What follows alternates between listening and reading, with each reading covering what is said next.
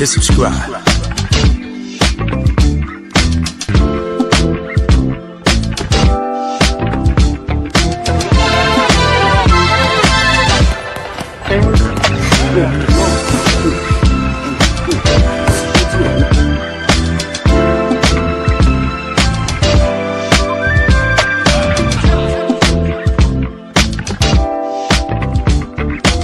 Subscribe to my guy, Uncle D. Tell him Big Bass sent you. I'm an attorney here in Houston, Texas. An advocate for black men, largely because I am a black man. I'm a black father, I have black sons. Hey man, I do what I do.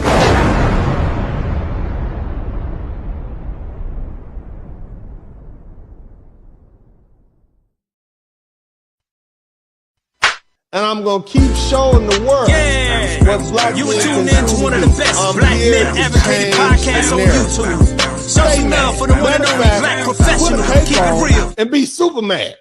You would tune in to Dennis Podcast. Keep it moving, mama's favorite of the lovely ladies. All these YouTube men dressed for the occasion, even though he on the internet. Intellect beat you up in court and probably fist to fist. Been around the world, high value. Girl, you can't relate it. Been debated, Godfather endorsed, scared. Kevin said it. Independent black businessman, yeah, he hood related. Probably wouldn't know a big bass. That's like it. Talk to me and I talk back. He can litigate it. Walk with me as we talk facts. He opinionated, staying true. He not only talking, checking court dockets. Only YouTuber putting real money in my pockets. LA back to Houston, taking off. We some Houston rockets, big O in the middle. I'm Elijah Wan, let's get it poppin'. Championships, we want championships. Keep the manuscript, loyalty and brotherhood. Watch out who you're hanging with. All Zelenskyy want is comfortable oppression. We'll feed them false hope. Hit that subscribe button.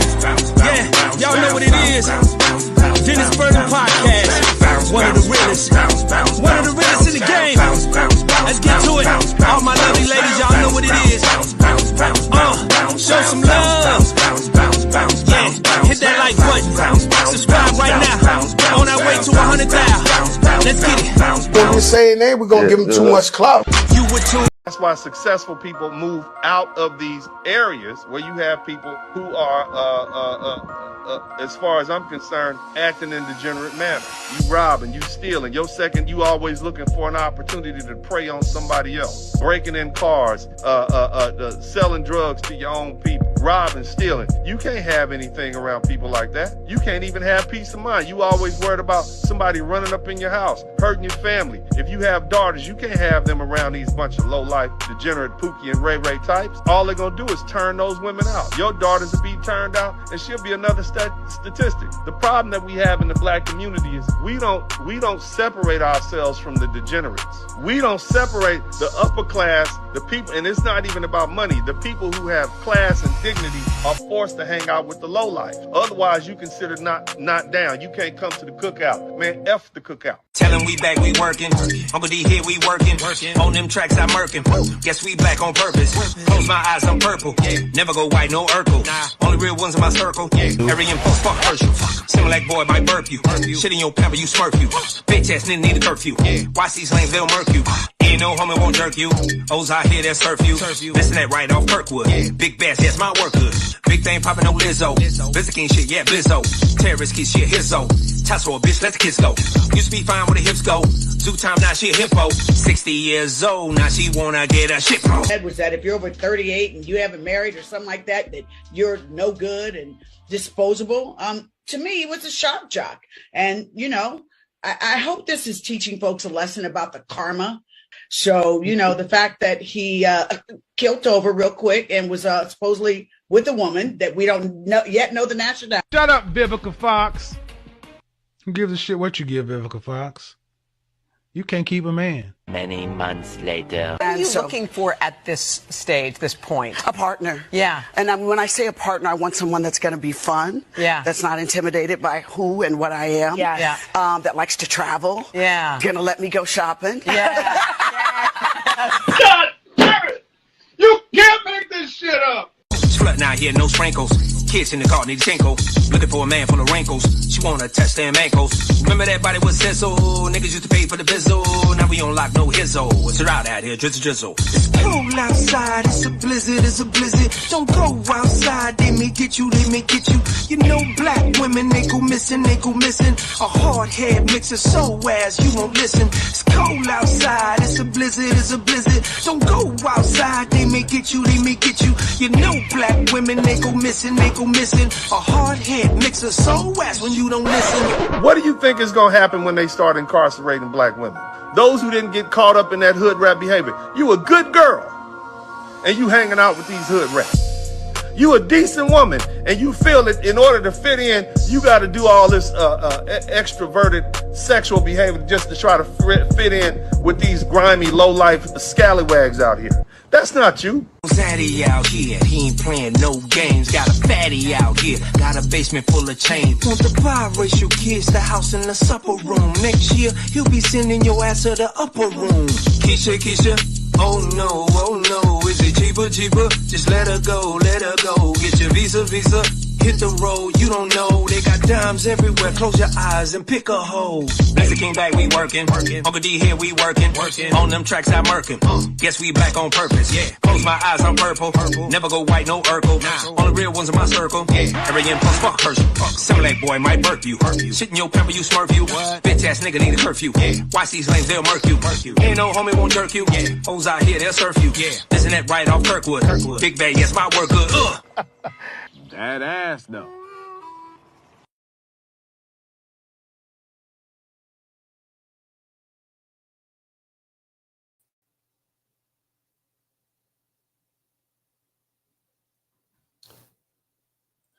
What's up, everybody? Welcome to the broadcast. Hey. Shout out to all my members, man. Shout out to Hootsy. Shout out to Miss Gemini Rising. What's up? Janetta, Hootsy, Charles Holman. Man, I got my members in here tonight. I feel good. Pew Man 313. Also, Mr. 43TX, man. Boris Barracuda, all the Wrench Mob. Big up to everybody, man. Y'all like that artwork? Somebody type King Pimp in the chat room. Y'all like my new flower? Y'all like the new flower? I got it. Somebody type King Pimp in the chat room. Somebody type King Pimp in the chat room. That's what we're going to be talking about tonight, some political pimping. Shout out to TIQS, man. Big out to all my guys. Thank you guys so much. I appreciate everybody, man. It's always good to be in. It is a true blessing to be here with you all. I don't think you realize how much of a blessing it is to be here. I got... golly, we hit that $75,000 mark. That's good. And we 75 subscribers. You know what I'm saying? I am feeling myself, feeling good, feeling all right. You know what I'm saying? I've been doing my thing. I've been enjoying myself, talking about things that I like talking about. And as you guys can see, Uncle D is a little flustered here. I was rushing over here to get this broadcast together, man. But my goodness, everybody is here. Everybody is here. I want to thank everybody for being here. Appreciate you all. So anyway, so we're going to talk about some king pimping tonight, man. We're going to talk about Donald Trump and him. Well, really, actually, we're going to talk about my brothers and sisters, my black brothers and sisters in the Democrat Party. We need to have a heart-to-heart conversation at this point. Okay, we need to have a heart-to-heart conversation at this point. Look, I'm not telling you who to vote for. I tell you to vote your interest. But at the point where your interests seem not to align, or your common sense doesn't tell you where your interest is, it's time for folks to step in. Okay. Nevertheless, let me do this. All my black Democrats, man, let's be honest, okay? Let's have an honest conversation. This message isn't for those who sat out of the election. That's not who this is for, okay? All right, if you didn't vote, it tells me one thing. It tells me you were not convinced. Do you understand me? You saw through the lies, the fake promises, the empty speeches. Perhaps you couldn't stomach the idea of voting for one candidate or the other. You hit the couch up. All my couch people. Where's all the people who let the who voted with the couch? All my folks on the couch. Well, yeah, type couch, okay? You weren't sold on Kamala Harris. You weren't sold on Joe Biden, the Democrat Party. You weren't sold on the Republican Party. I don't blame you. I feel you. I feel you. I feel you, player. Okay? Now, but for the 92% of black women and 72% of black men who voted Democrat, I have a question. What did you actually vote for? Let's be clear. Let's be clear. Those numbers don't mean nearly all black people actually support the Democrat Party. If you read them like that, they would have you believe that 92% of black people vote, 92% of black women voted for Kamala in the nation, or 79% of black men in the nation voted for Democrat. That's not what that means. Okay. See, what about the millions of black folks who said, "Nah, I'm good. I'm gonna hit the couch. I'm gonna walk away." The ones who looked at their neighbors, their jobs, the rising crime rate, the falling economy, and said, "I'm done. I'm done with the Democrat Party." Okay, I'm done with them. Okay, the media won't mention them. Okay, and why? Because they know those voters have woken up. And here's the hard truth: the ones who still defend the Democrats, no matter what, are either in denial or uninformed or too stubborn to admit they've been played. They ignore the facts, they twist the reality, they refuse to give Trump credit. Even when his leadership put more black people to work than any other Democrat ever did. They complain about rising crime, but they keep voting for the party that lets criminals right back on the streets. They struggle to pay their bills, but they still defend Biden's disastrous economy like it was just bad luck.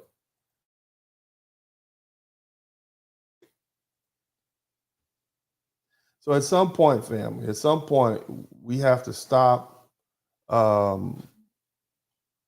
got to stop being loyal. You got to just stop voting blue no matter who. Okay? Now, let's talk about this. I have Joe Biden was a weak leader. I think we all can admit to that. I don't even think he was in charge towards the end.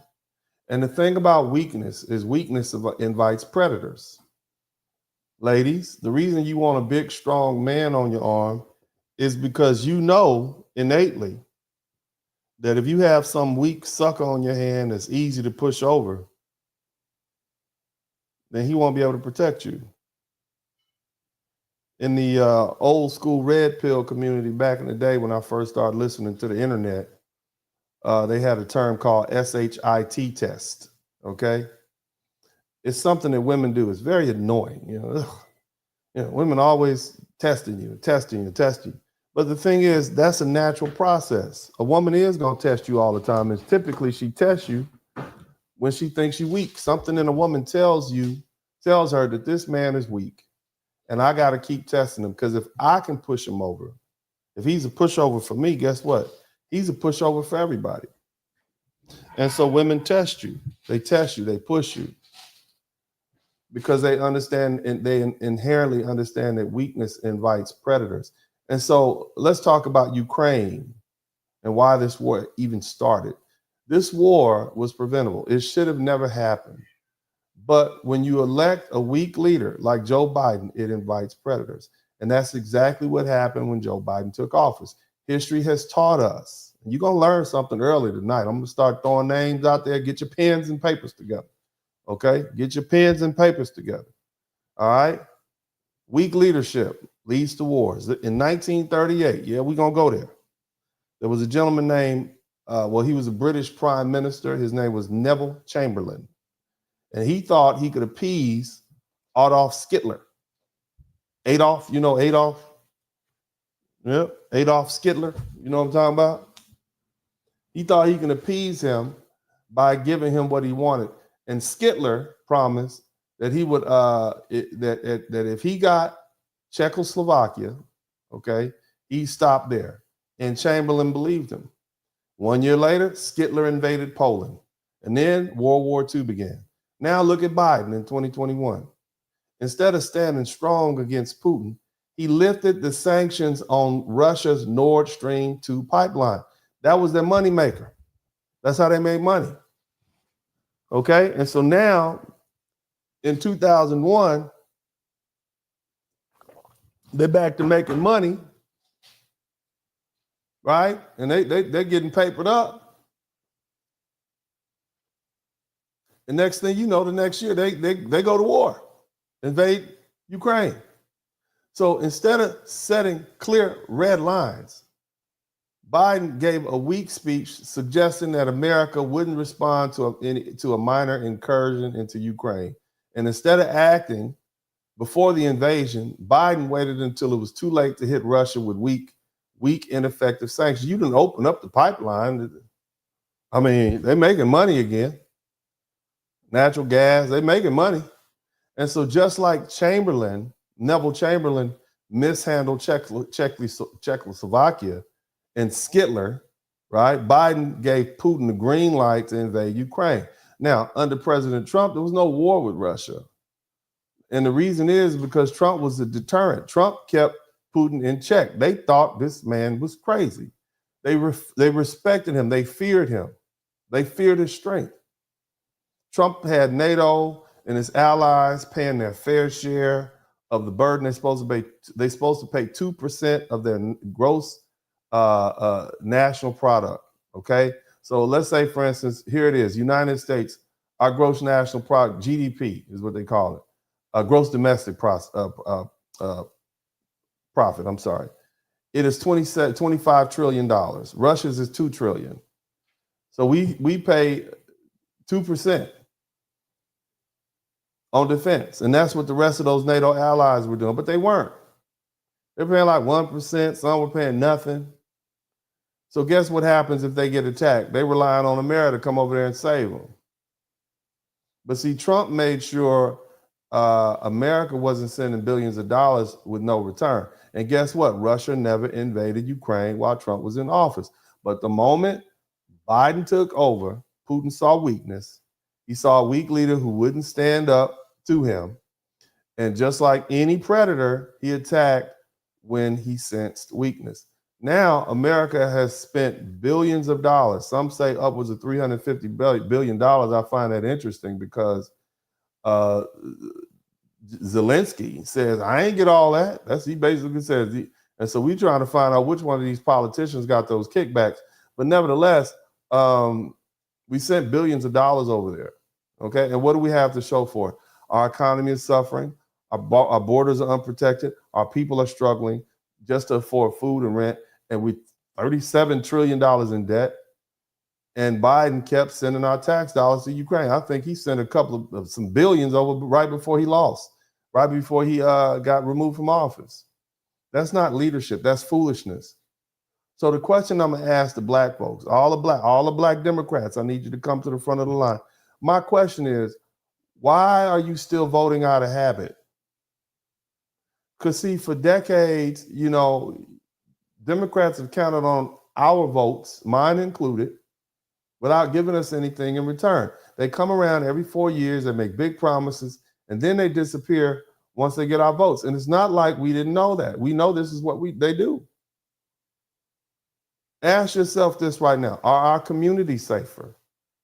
Are they safer in the past 10 years? Are the schools better? Are the jobs paying more? Has the Democratic Party done anything that actually improved your lives? Or are we still being told, just be patient, while you see all these other groups and all these other policies being funded and getting all the attention? Why have we been loyal? This is a bad relationship.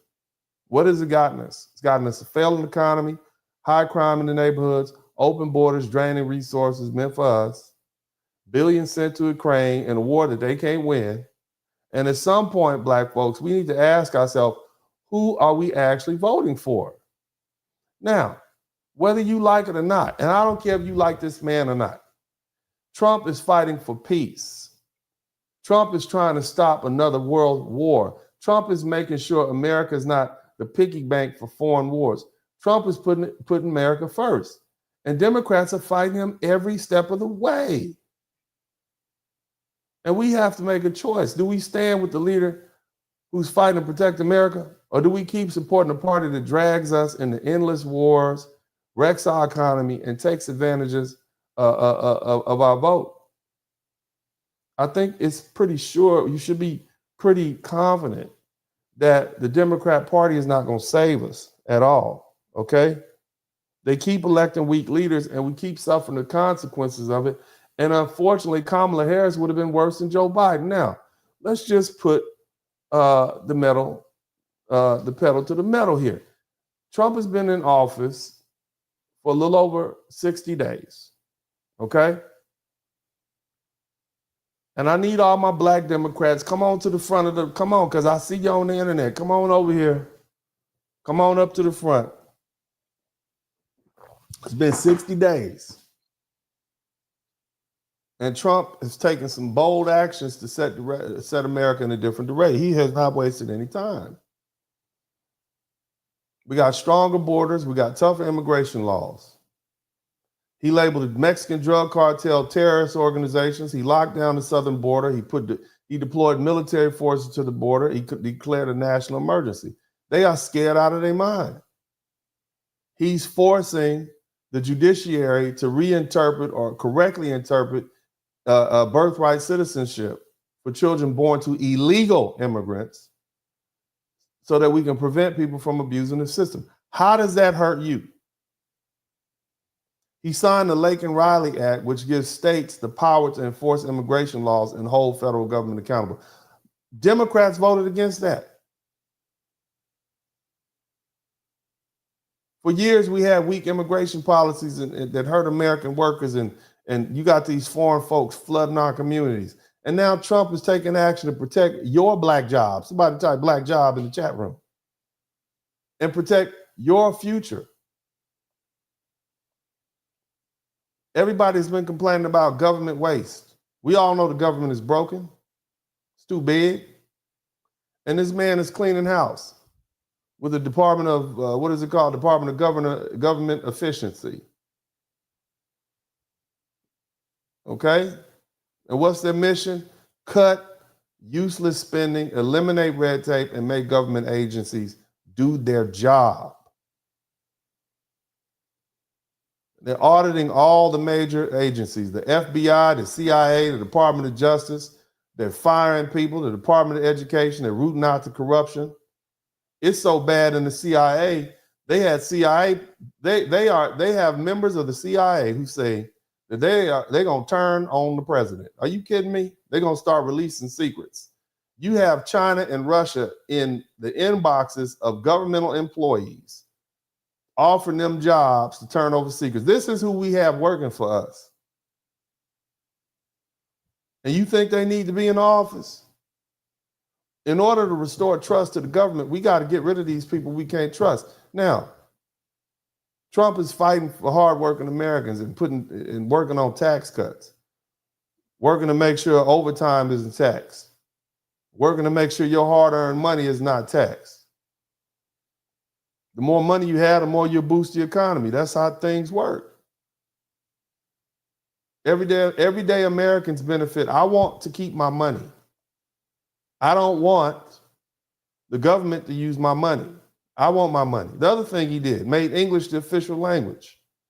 Most of y'all don't speak Spanish or Portuguese or Chinese or Hmong or any of these languages. You speak English. Why shouldn't it be the official language of this country? Why? Number one, when you have a group of people that speak the same language, it promotes unity and to make government services more efficient. He signed that executive order for a reason. Yes, we acknowledge the fact that we have a lot of languages in this country, right? We get that, right? But we need our government operations and our legal documents and our public services all to be standardized in English. And this is going to make it easier for citizens and immigrants to navigate life in America without confusion. Now you have to learn English. The other thing he's trying to do, increase domestic production, lumber. There was a company that moved from Mexico up to Indiana, Kia, I believe it's Kia or Civic, something like that. They're going to open their plant in Indiana. He's trying to lower the cost of building homes, reduce wildfire risk, protect American lumber producers. Somebody type made in America again. I remember we used to have a lot of stuff that was made in America. Not now. Everything say made in China. And if he can get this deal through with Ukraine, We get access to $500 billion in rare earth materials in exchange for the money that we already sent out to these people. And this is critical for military equipment, technology, and industry. So, because we want America to remain a global leader, okay? We're tired of handing out endless money with no return. Look, the bottom line is it's been 60 days, and this man has done more than most presidents do in 4 years. We got stronger borders. We got a government that's actually cutting we tax cuts, okay, and policies to put America first. And so this isn't about party loyalty. It's about results. It's about patriotism. It's about loving where you're from. It's not where you're from, it's where you at. And whether you like Trump or not, he's providing the leadership, and that means actions, not talk. Shout out to Gemini Rise. Thank you, baby. You're the first one to contribute to the super chat.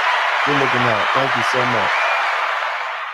Okay? And the man is doing it against relentless opposition. Look, I'm just getting warmed up. We're going to be here for a minute. I got a lot to say to y'all, and I got videos to look at, but I got to talk to you. I need to talk to these Democrats because you all are getting ridiculous at this point. It is just ridiculous. Everything this man does, folks are against it. It does not make any sense to me. Even if it's good for you, And even the folks that voted Democrats, some of y'all like some of these responsibilities. I can't wait till they start putting these politicians on trial for stealing our money. I look forward to it. Because see, but see, the thing is, whenever President Trump poses policies aimed at enhancing the national welfare, the Democrats react in a very predictable manner. The man said, hey, let's cut this wasteful government spending. What was the Democrats' response? They're crying about we need to impeach him. They call him he's a dictator. Because he wants to cut the government expense. Elon Musk highlights that we have wasted $36 trillion, or that we have a $36 trillion debt, and suggests reducing the government expenditures. And what did the Democrats say about him? No one voted for Elon Musk. Well, y'all don't vote for most of the people in government, do you? Do you? No, you don't even know who they are. And then you got Robert F. Kennedy. He says, hey, let's make America healthy again. And they just flat out say, you can't do that. Why not? What's wrong with being healthy again? What's wrong with getting all these? You know what? I'm just tell you something. You know why we are so chunky these days? Is because they have high fructose corn syrup in pretty much everything we eat. Look on the back of anything you eat. It says high fructose corn syrup. And if we can get that out of there, we can go back to the weight that we had back in the 1970s. People weren't this big back then. It's darn near impossible to lose weight because you're getting that high fructose corn syrup in your body. Y'all like my rose? It's beautiful, huh? Let's do that for ourselves. The reason that a lot of European countries don't want our food is because we have high fructose corn syrup and additives in it. I want this man to succeed. I want Robert F. Kennedy to succeed, man. He put a 25% tariff on Mexico and Canada so they would stop allowing that dope to come up here. This is the first time in decades that we have the Mexican drug cartel on their back foot. They are scared to death. They can't sleep. They're afraid. They sent 25 up here. You guys saw Narcos? Anybody who saw Narcos Mexico, the one they call Rafa, who was growing all the weed, they just sent him up here. They sent him up here. You understand? Shout out to Hootsie. They scared to death.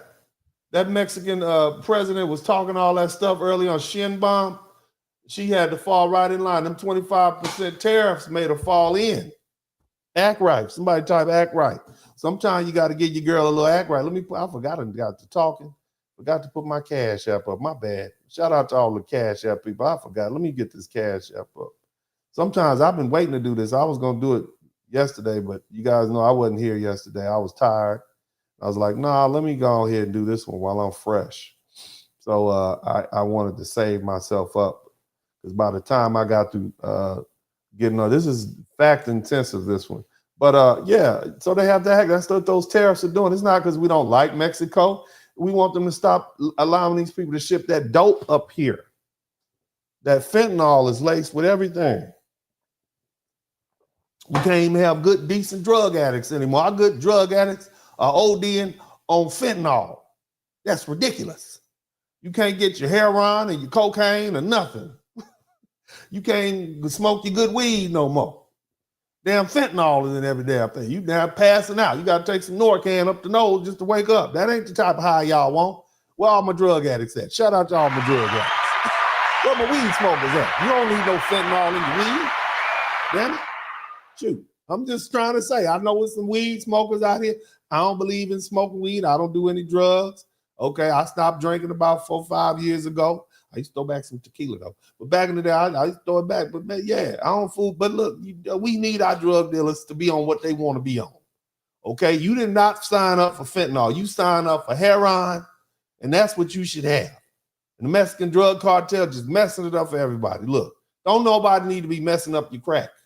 Okay, you said, look, you went to the drug dealer outlet and say, hey, sir, I would like to purchase, let me purchase 2 nickel bags and a 5-ounce sack of crack. Okay, and that's what you thought you was gonna get. You gave me a little $35, $40, and you went on back. The next thing you know, you got fentanyl. You laid out on the floor, bent up behind your knees, okay, because they done put fentanyl in it. That's not what you bargained for. Trump is trying to fix that for you. Okay, all my cocaine snorters, everybody, all the white folk in the chat. I know y'all be snorting. Shout out to Mr. Tolbert. I know y'all be snorting that cocaine. Y'all keep them in business. That white girl. You know what I'm saying? You don't want fentanyl in that. I'm just saying. I'm trying to help y'all. Right, man. Stay off them drugs. But anyway, you got people like Tulsi Gabbard. She's saying that we want to talk about the Department of Defense funding these labs in Ukraine. What y'all been doing with them labs? Huh?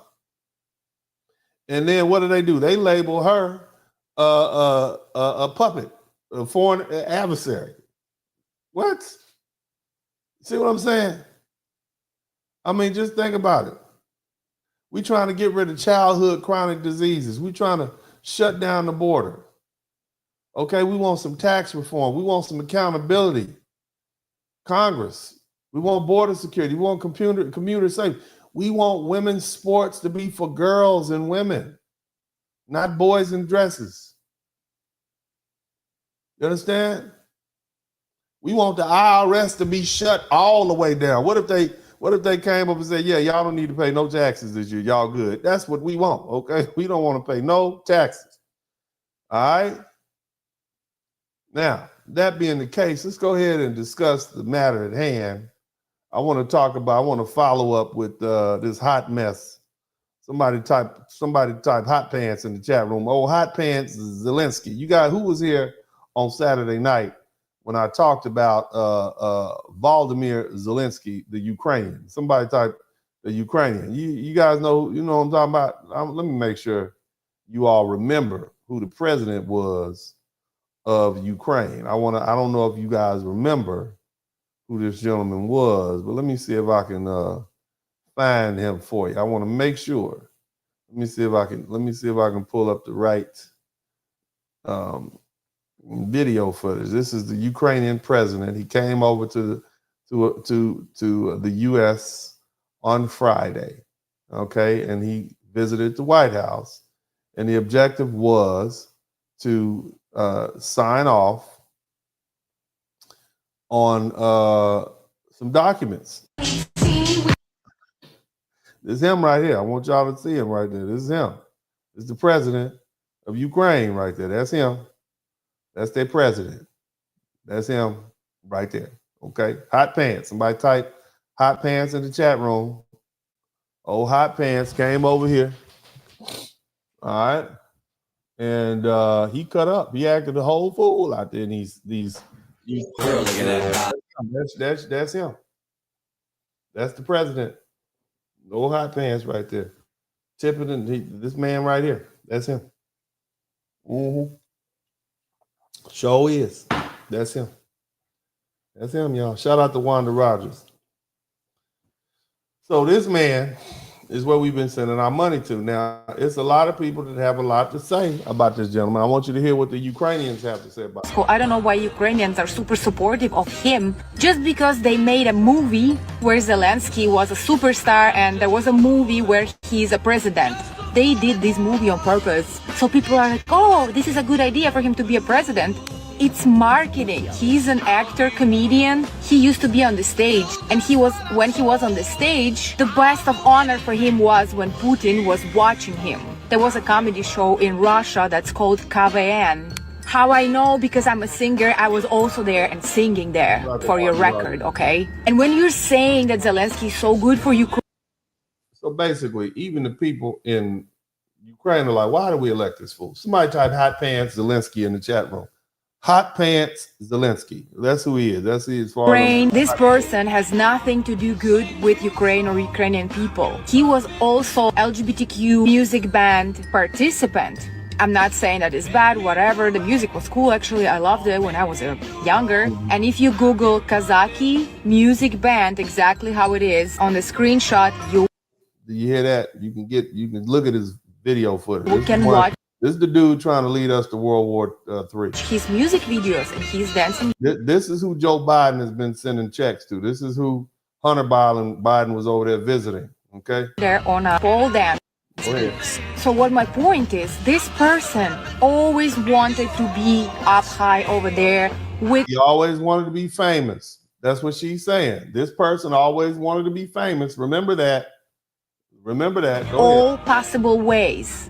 He will not stop from getting what he wants, regardless of the way it should be. If he needs to sell his mom, how we say in Russian language. If he needs to sell his what? I don't know what she said. There is a saying like some person who will sell their mom just to get what they want. He's that kind of person. He's selling something. Zelenskyy lived and worked in. He lived and worked. You see what I'm saying? So this is your children, especially those of you all. This is who we're sacrificing for. Oh, hot pants Zelenskyy. Now let me show you. Let me show you. So what happened in the White House? Look at that. That's some fake stuff. Shout out to D-Man. Thank you so much, man. Did I get everybody up in there? Yeah. Let me make sure. Wanda Rogers. Thank you, Wanda. Wanda came through twice. But so he decided to visit the White House and he wanted to tussle, have it out with Donald Trump. And I'm gonna give y'all the lowdown. I'm gonna tell you everything. You're gonna learn, you're gonna leave from here being more knowledgeable than anybody else on this. This morning, President Zelenskyy now claims he's ready. Now, so let me kind of lay it out. So Zelenskyy came to visit the White House on. Well, let me start here. How did this war start? When I talk, and look, I know this is not the typical Black YouTube discussion, but y'all, we smart folk over here. We're brilliant. And the thing that I noticed is that Black people, especially foundational Black Americans, have become far more sophisticated in our desire to be knowledgeable about politics and what's really going on. And so that's why we got so many people in here. Okay. And, I know this is not the typical conversation that Black folks have, but, you all aren't the typical crowd. That's why you're over here with me. Even though Uncle D can be a little messy, sometimes I'm a little messy, hot pants, King Pimp. I know how to get you in. But here's the thing. On March 1st, and we talk about Friday, we witnessed, the whole world witnessed the U.S. and the Ukraine relationships go down the tube. And America's role in the war has changed. We're not going to be the financier anymore. Basically, Donald Trump and the Ukrainian presidents, Vladimir Hot Pants Zelenskyy and King Pimp Donald Trump met in the Oval Office with wingman J.D. Vance, okay? And the goal was, look, we're going to sign this deal for some minerals, and that's going to benefit both nations. that was supposed to happen. It was supposed to be a diplomatic victory, quick little, turnaround. They were going to have lunch afterwards, sign the agreement, and what ended up happening there was a high stakes showdown. See, Zelenskyy expected to keep getting these blank checks, weapons, money, and more of an American commitment. But Trump said, no, we're not going to do that. I'm not funding this endless war, especially since you're about to lose anyway. You can't beat Russia, okay? So no more free money, no more blank checks. And then, shout out to Tame Chaos. And then old Hot Pants. Yeah, that's right. We sophisticated blacks, Tame. We snooty. All my snooty black people up in here. Shout out to you. Shout out to all the snooty black folk. We chilling. We somewhere with our feet up. You see what I mean? So shout out to all my snooty black folks, the men and the women. But so back to the subject here. So old Hot Pants got mad and he tried to front Trump off in front of the media. And then Trump didn't back down. And he told Zelenskyy, look, make a deal with Russia or we out. We done. You can't win this war. But nevertheless, the minerals deal didn't get signed. Ukraine's guarantee for support was ghost like Casper. And then Trump told him to get on up out. He literally put him out the White House. And so Zelenskyy on his way back to Ukraine stopped off in Great Britain. And, he started begging over there. Okay. And so he went over there and they made a few commitments for him and whatnot. But the origins of this war was that they say Russia started. Now I'm gonna go through a little video footage because this is a good place to just kind of break this up. And you guys just roll with me on this video footage. And you're gonna I'm gonna give you a play-by-play. I'm gonna break it down in a hood way. Let's break it down. Look, I want you to hear this first. Ми давно попереджали, ми говорили про це. Терор не обмежується нашими державними кордонами. I know you don't understand what he's saying, and it's probably impossible to read what's at the bottom. But basically, he said early in the war, Ukraine sent missiles to Poland, NATO, and then Zelenskyy tried to convince the world that Putin did it. So this dude is a liar. You understand what I'm saying? That's the first thing I need you. This dude is slick as pig snot, and he's a liar. Okay, and this is him trying to explain. Вже поширюється на територію Молдови. А сьогодні російські ракети ударили по Польщі, по території нашої дружньої країни. Загинули люди. Прийміть, будь ласка, співчуття від усіх українських братів. Скільки разів Україна will have to send their sons and daughters exactly the same way as we are sending their sons and daughters to war, and they will have to fight because. Did you hear that? The reason he wants us to get involved, the reason he wants to be part of NATO is because he wants the U.S. to do his fighting for him. I'm going to let y'all hear that again. U.S. will have. This is, and just to keep in mind, this is the person that Joe Biden and Kamala Harris wants to support. Okay? Keep listening. To send their sons and daughters exactly the same way as we are sending their sons and daughters to war, and they will have to fight because it's NATO that we're talking about, and they will be dying. You hear that? He wants to send your sons and daughters to fight in Ukraine. Most of y'all don't even know where Ukraine is. You all thought Ukraine was a animal at the zoo. That's what you thought. You thought Ukraine, you going to see the Ukraines? Yeah, I love Ukraines. They so beautiful. That's what you thought. You don't know where Ukraine is. He wants to send your sons and daughters, and the one place that black folks are overrepresented is the military. This is what your son and daughter went in there so they can pay for college, and now he like, nah, we're gonna send them over there to die. Send them Americans, send them gringos over here. You see what I'm saying? I just want you to understand that. Now, this is who you're dealing with, okay?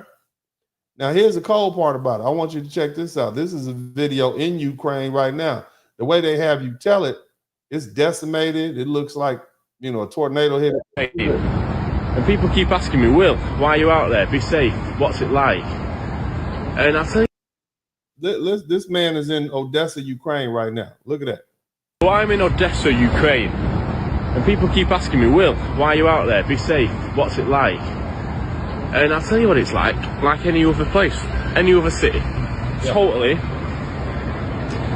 like normal. I mean, last night. This is what we paying for. This is what our $350 million is paying for right now.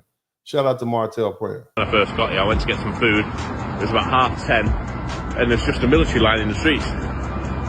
And I think just to put in place the curfew, there's a 12 o'clock curfew or an 11 o'clock curfew or something. It looked like a normal day. They got a fight going on in the one section of it. I know, but definitely when I got to the hotel, they said you can't leave here after 12 o'clock at night. So there's obviously things in place that make you think, oh, there's stuff going on. But now, walking back from the beach, going dark. You going to the beach, little dude, little blonde hair dude, going to the beach. He chilling. Everyone's about, places open, shops open, totally like normal. Open, I'm chilling. Ukraine, if you just dumped me here and didn't tell me I was here, I wouldn't ever think there was a war going on. I genuinely wouldn't. As long as they keep sending us money. Now, the other thing you need to understand is they are literally snatching people off the street too. Take a look at this. Okay. That's the military. I showed some videos like this the other day. This is the military police snatching folks off the street. Взяли, запхали в буса і все. Ну і такі зараз реалії України. Тут нічого не зробиш з тим. And then some, they just snatched him and his bike off the street. They sending them boys, they sending them all to the front line. All fight for the country. That's what they doing. Look, here's another one. That's the mother right there. They trying to snatch her baby, put it in a chicken and scream.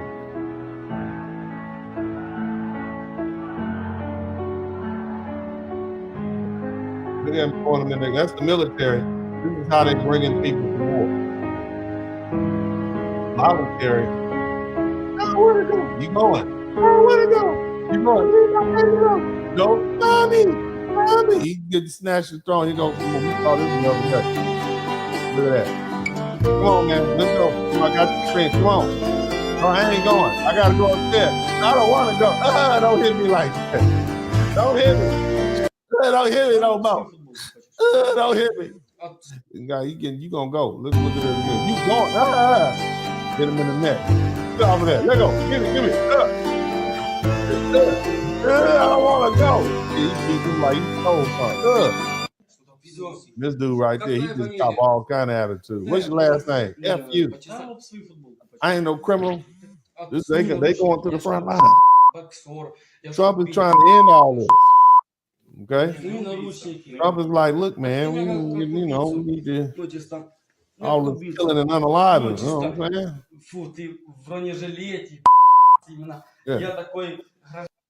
Yeah, so Trump was like, nah, we need to get rid of this. Now, the thing is, as they say, you can fool some of the people some of the time. You can fool, some of the people all the time, but you can't fool all the people all the time. So a lot of black folks can see through this foolishness.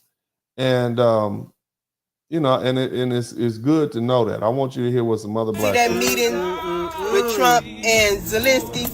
Man, standing on business. That's what Trump standing on business.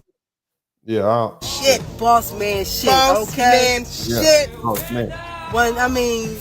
The way he talked to him too, though, Boss man shit. Like a real nigga. Boss man shit. That's all I can say. We love you, Trump. Man, pump where? Keep busting up. Now, see, here's the thing. It's a lot of black people that sat on the couch.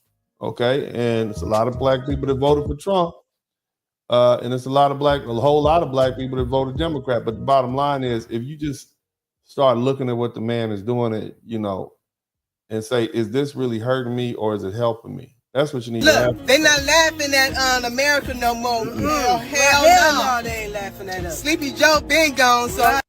Now she looked like she got something on her chin right there on the right. I don't know what they're eating, but I'm Hey, we got boss man back, okay? Right. Oh, she got one of them things to go through your lip down there. Right there. They got some gaps in it. Praise God. I'm sorry, excuse me. Now we being respected by other countries because we got the boss man. Boss man in the building. Go ahead, let's get somebody else. In the craziest times of how the fuck could you vote for a Sir, Democrat? come on now, brother. Now you can't be cussing up in here now. It's family friend. We ain't had a cuss word. We've been an hour in. Don't be cussing now. Don't be letting them fly like that with your wave cap on. These are the same people that charged Donald Trump 34 to 36 times for falsifying business records. Meanwhile, the banks came out, got paid, said there's no victims, there was nothing done wrong, and they still charged him anyway. So when he goes in and he audits the fucking government, and then he shows you that. Sir, with the F's. Sir. First of all, you got a turquoise wave cap on. Okay, I'm trying to take you seriously, but you got the turquoise wave cap on, first off. Okay. You didn't drop two. Was that an F? Was that an MF and an F bomb? Somebody keep count. Go ahead. Sir. Trillions of our fucking dollars. Family friendly, sir. Family friendly, sir. Has been sent to people who should never be getting money from us. When he shows you that the United States government funded fucking Sir, that's false, sir. That's false. See, I can't. This is why I can't. And then they've been funding the national media to lie to us, to give us this information. They attacked us during fucking COVID. If you fucking forgot, and we done with you. We done with you. Trump talks to Zelenskyy. Yeah, we did. That's what we've been missing. Yep, that's what I voted for. That's what I've been looking for. Me too, brother. Somebody talking with their chin. Who you talking to? It's America. Who you talking to? Like, you better be humble when you walk up in here, making demands. Who you think you talking to? This big Trump and big Vance. And I like how Vance stepped right in. Trump sat back like a G. Trump came in the chat room. I got this, big homie. Hey, bro, you need to check yourself. And black people respect that. Look, man, look, black people, whether you a Democrat, Republican, we respect the fact you ain't letting nobody run over them like that. You can't respect nobody let you run over you like that. So, it's not just, and I'm glad to see him. I'm glad to see this many free-minded black folk who just are bound. They're not just bound to hate just because. You see what I'm saying? Go ahead, brother. We're doing you a favor. Yes, the United States does not need Ukraine. You don't need it. We can sit back and let Russia destroy y'all. So you better come with some humility. You better bow down. That's right, brother. Tell them. We don't need you. That's like breaking up with your girl. I don't need you like that. You better get on up out of here, girl. You better recognize. Okay, you better recognize who I am. Go ahead. Another lecture. I have not even thought about turning on my TV in days. Matter of fact, weeks. There's no point because what's going on in the country is scary, but it's hella entertaining. Because what the hell was going on at the White House between Vance, Trump, and Zelenskyy? Did they just little boy him in front of the whole world? I think it's disrespectful for you to come into the Oval Office and try to litigate this in front of the American media. Right now, you guys are going around and forcing conscripts to the front lines because you have manpower problems. You should be thanking the president for trying to bring. You saw that. You saw him snatching them people and putting them in them cars. You saw that? That's what they were doing. Into this conflict. Have you ever been to Ukraine that you say what problems we have? I have been You to. the problem in Ukraine, sir. You need to stop shaking your parts around on the internet. That's what you the problem. Okay, hot pants. Somebody type hot pants in the chat room. I want y'all to go to Zelensky's page on the internet somewhere. I'm sure you got Twitter or X or whatever. I want you to go over there and I want you to type hot pants and say Uncle D called you hot pants. I dare you to come over here, hot pants. Okay, I interview him. You want to come talk? I'm gonna start interviewing people. Trump, you welcome to come through. I'll find some space for you. You know what I'm saying? In my busy schedule. Tell Zelenskyy he can come through. Okay. Putin, I let them all in. They come talk to me. Come on, sit up in here and let's chop it up. Let's talk like some real boss players. Real boss players. We'll chop up some game. I'm gonna school you on some things that you missed. Because clearly you have no game. Okay, hot pants, you have no game. Your game is weak. You messed up the money. You went up in the White House, got beside yourself. You didn't stay in your lane, and you got hit. That's what happened when you don't stay in your lane. You riding down the highway and you going lane to lane like that, you gonna get hit. You ain't stay in your lane, playboy. But let's go ahead and get I've actually watched and seen the stories, and I know what happens is you bring them on a propaganda tour, Mr. President. Do you disagree that you've had? Now y'all know Zelenskyy called J.D. Vance the female dog in his little language, pescusta. You pescusta. He called him under his belt. I want y'all. He called him a little B word in his language. I want y'all to understand that. So he low-key with his little arm folded up, looking like he at the counselor's office and having to deal with the bad breakup. Go Problems, like bringing people into your military? And do you think that it's respectful to come to the Oval Office of the United States of America and attack the administration that is trying to prevent the destruction of your country? A lot of questions. Let's start from the beginning. Sure. Call him a little B word. Did Vance just put the drop? First of all, Vance is a gangster, okay? He's a Marine. Vance is a Marine. Midwest, they really kicked him out the White House like Pam, y'all. Like Pam. He said this is not the administration from last year, okay? This is not Biden and Harris. All right? We's as men. We men. God, it feels good. We are back. We are back. Get up out of here. That show did put him out. It had him sliding out that door, running up out of there. You saw he was running up out of there. You better get up out of here. So, you know, we own it, you know. And here is awful, but you can hear what I'm saying. Let me tell you something. I don't know what sign Biden was, but I know what sign Trump is. He's a Gemini. See, the Gemini's in the house now, see. And see, you're not gonna come in here disrespecting and talking all outside your neck. The neck. After we done paid for your breakfast, your brunch, your lunch, we done gave you supper, dinner, late night snacks. You're getting up in the middle of the night, going to get you some popcorn, watching Netflix and chill and all this other kind of old shit. We done gave you. You better put some spec on my name. Yes. Put some spec on it, whore. That's right. Because you're not going to come. How dare you come up in my house? And you going to sit there and have attitude, rolling your eyes and popping off at the neck and all this other kind of stuff, being disrespectful. You should be groveling, whore. Groveling on the ground. You should be groveling because you ain't nothing but the laundromat. And I said that a long time ago. I've been done told you, whore, that Zelenskyy, Ukraine, on them, they was nothing but the laundromat. That's what you're now you left with some dirty clothes and a washing machine that don't work, and then you want to sit up here and have an attitude talking about we should fix that too. Hey, kiss our grits, boy. Yes. All the grits. Kiss all the grits. She meant all that. She said that with her chest. So, you know, man, there's a lot of brothers and sisters out there that have some strong opinions about this situation, and it's a lot of brothers and sisters just generally speaking about the whole thing. I want you to hear this, brother. He really goes in. The Democrat Party, and with them giving everything to illegals, they know at the end of the day, black folks are still going to vote for them regardless of what they do. They'll just say, oh, Trump, oh, racism, whatever, because they want a new base. Their new base is the illegals. They already got black folks. They got us already. They got y'all. They got all y'all. All you black people, y'all know y'all going to vote for them anyway. You know, whatever Democrat, they could put a damn 3-foot tall troll with horns growing out of his head. It says Democrat on it, you're gonna vote for him anyway. Go ahead. So like, all right, well, we got these niggas, so let's get some new people. We need to enlarge our base now against Trump. So let's try to get the illegals in. That's what they're doing. They're giving them every sweetheart deal, everything they ever could want, because we, unfortunately, as black people, refuse to not vote for them. For the crime of not voting for Democrats, look what they do to us. Yep.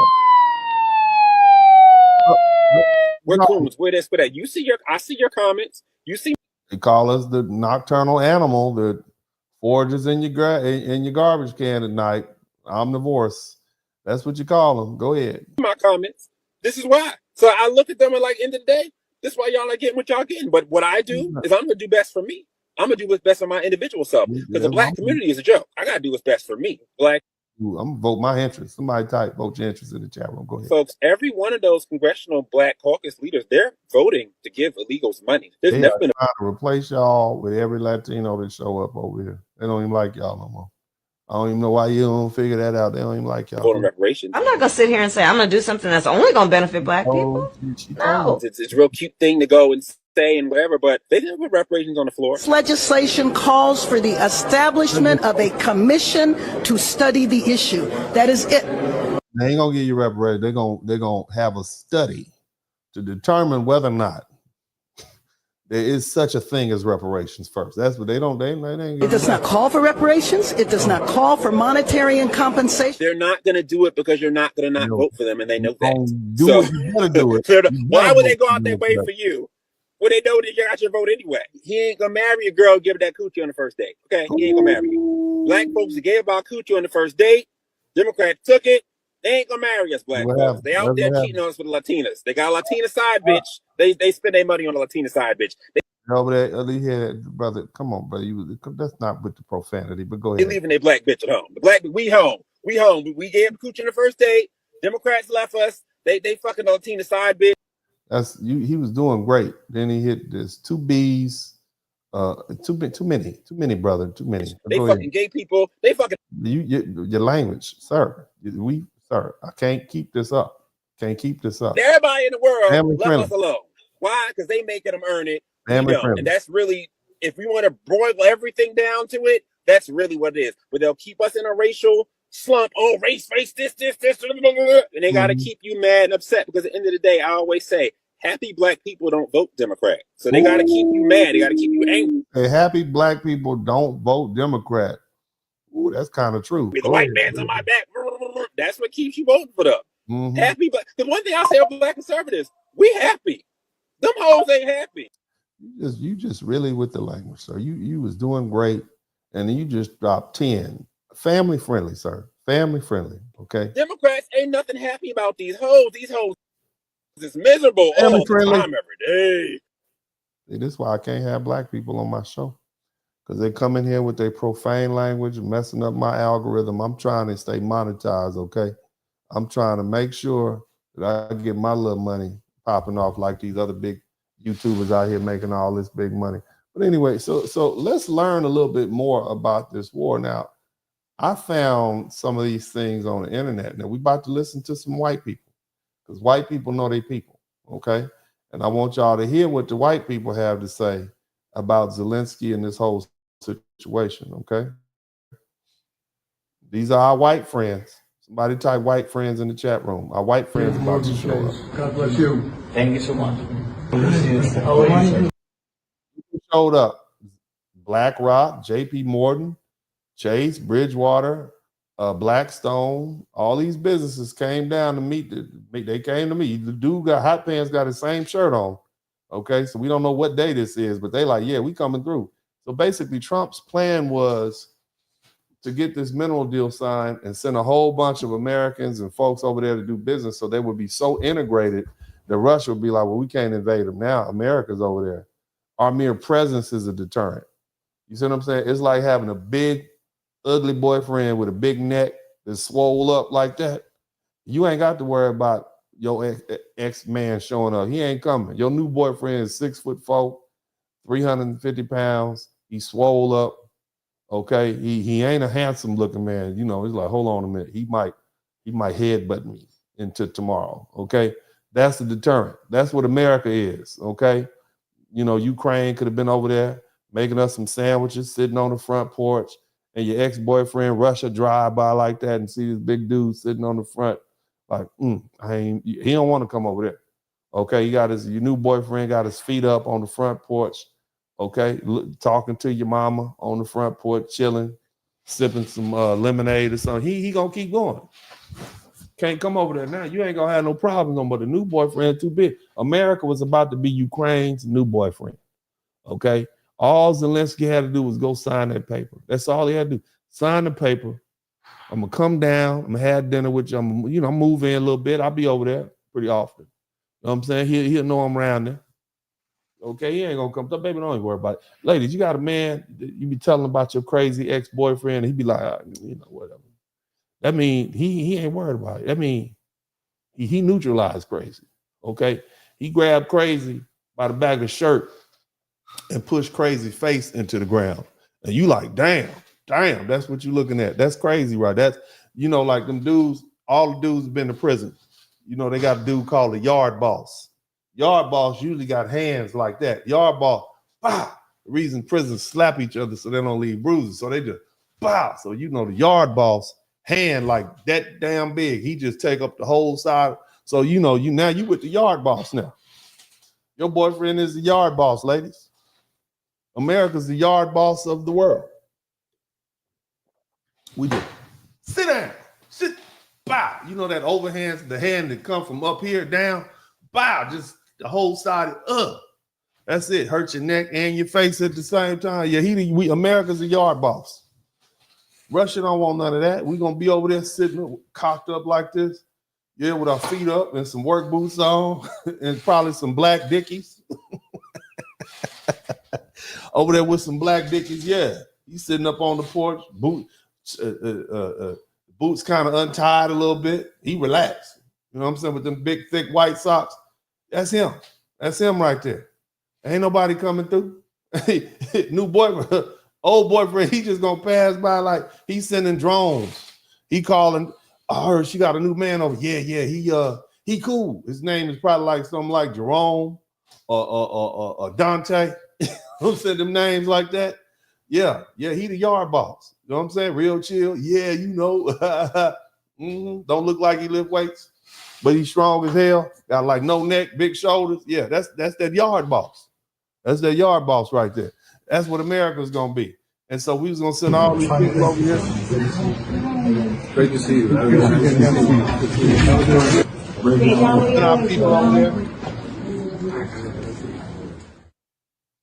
No, he was ready. We coming. Man, we're gonna come over there. We're gonna get this money. All right, we're gonna bring all that back over here. But then your boy, he start cutting up. You acting a fool. Right? He said, but what else am I gonna get? You ain't gonna get nothing. Okay, let's listen. Come on, we got our white friends. Let our white friends. He says he got money from us, but he only got 58% of what we promised. So he doesn't know where the other 100 billion is. Another missing billions. I don't know. Billions are too much to keep an eye on. That's my humble opinion. Used to be millions, hard enough. A billion here. Who knows if it's going to the right thing? Who knows? Biden sent Gavin Newsom with a big fat check. Make sure it gets in Zelensky's hand. Do you understand what I'm saying, ladies and gentlemen? We sent all these billions of dollars, and Zelensky's like, I didn't even get all that. I don't know where it went. It didn't even show up. All right. This is California level. So California was famous because they lost 20 million in homeless money. They didn't lose. They just don't know where it went. It makes you not want to pay taxes because you go, just fix a road, do something. I see. Don't just make everything worse. More money and everything gets worse. I don't know how the Ukraine sitch worked, but maybe. Shout out to all our white friends. Shout out to, I know the white friends. Y'all been catching hell on Uncle D's channel for the past couple weeks. I know it was Black History Month. I'm gonna ease up off y'all for a minute. I know that. Shout out to all my white friends. I ain't had no white people ever since. They was with me. He supports Trump. Yeah, but not like that. Not like that. They rude and ran all my white friends away. Somebody type white friends in the chat room. White, we listen to y'all too. Maybe they sent it by Zelle, or maybe they sent it. What's the one that people always ask? Oh, Venmo. The Zelensky. He goes like this. Hey, Biden, where's that other missing 100 billion? Do you have Venmo? And he's like, yeah. Bzz, bzz, bzz, bzz, bzz. I owe you a nickel. Let's get to somebody a little bit more serious. So, I want you to listen to this, okay? As you say in the caption behind you, and the reset has to consist of the United States and Ukraine getting back on the same page. And President. All right, so Zelensky took his hot pants self over to England and was telling on what Trump didn't do and whatnot. And they like, that's cool. We understand. We embrace you as a brother, but you need to get Trump back on line. You better go on back over there to get your smack down. We need him over here. We are not about to fight this battle for you. And so, this is what dude is saying. This is what they were saying yesterday. Like, nah, you need Trump. I know you don't like him. He might handle you rough, but he's the one that you need. Okay, we don't have it like that. President Zelensky giving his unequivocal backing to the initiative that President Trump is taking to end the war and to bring a just and lasting peace. In other words, translate, take your butt back over there and say you sorry because you need that money. We're not about to send our little troops over here to fight for you, Ukraine, sir. To Ukraine. And the Europeans, George, too, they need to back the calls for a ceasefire. And by the way, I think that Ukraine should be the first to commit to a ceasefire and defy the Russians to follow. And then as part of the unfolding plan for this negotiation, the Europeans and perhaps some other countries too have got to consider how they are going to put forces on the ground to play their part in providing enduring security and deterrence for Ukraine. Now, that's the reset that we're looking for. That's what the... All right, somebody type boots on the ground. Let me translate what boots on the ground means. Basically, they're saying boots on the ground translates to we're going to put our military on the ground. Okay. Now, the thing about it is America has made a pact or a contract with other European countries called NATO. Okay. And they've agreed since World War II that if you get attacked, then we got your back. All right. You get attacked, we got your back. So what happens if England and France put boots on the ground in Ukraine and America is still part of NATO? What does that mean? Huh? What does that translate to? Huh? What does that mean? That means that we are obligated to do what? Put American boots on the ground. We are obligated to do what? Huh? Have to send their sons and daughters exactly the same way as we are sending their sons and daughters to war. And they will have to fight because it's NATO that we're talking about, and they will be dying. This is what this translates to. Now, what Trump has been doing is he's been maneuvering. He's saying, look, y'all need to pay your bills. Y'all need to, we talked about GDP earlier, gross domestic progress. They're obligated to pay 2%. And now Trump is saying, well, now I want y'all to pay up to 5%. Okay. Now, what is he trying to do with that? When a person is trying to drive, giving you a price that you can't pay, what are they really trying to do? They're trying to end the sale. You understand what I'm saying? Basically, Trump is trying to get us out of NATO because we don't want to have to put boots on the ground. Let me let you hear what the British Prime Minister said the other day, right? In response to old hot pants coming over. I want you to understand that what Trump is trying to do, because some of you all you think it won't affect you until your nephews and your sons and your daughters end up having to go to the military. Listen to this. Margaret, it is impossible to have an economic deal without a peace deal. The sine qua non for an economic deal is that Ukrainian leadership wants a peace deal. I thought this was a building block towards. In other words, they're saying Ukraine doesn't want peace. What we want is to commit other people to come fight our fights for us so we can keep hanging out like the little white dude said.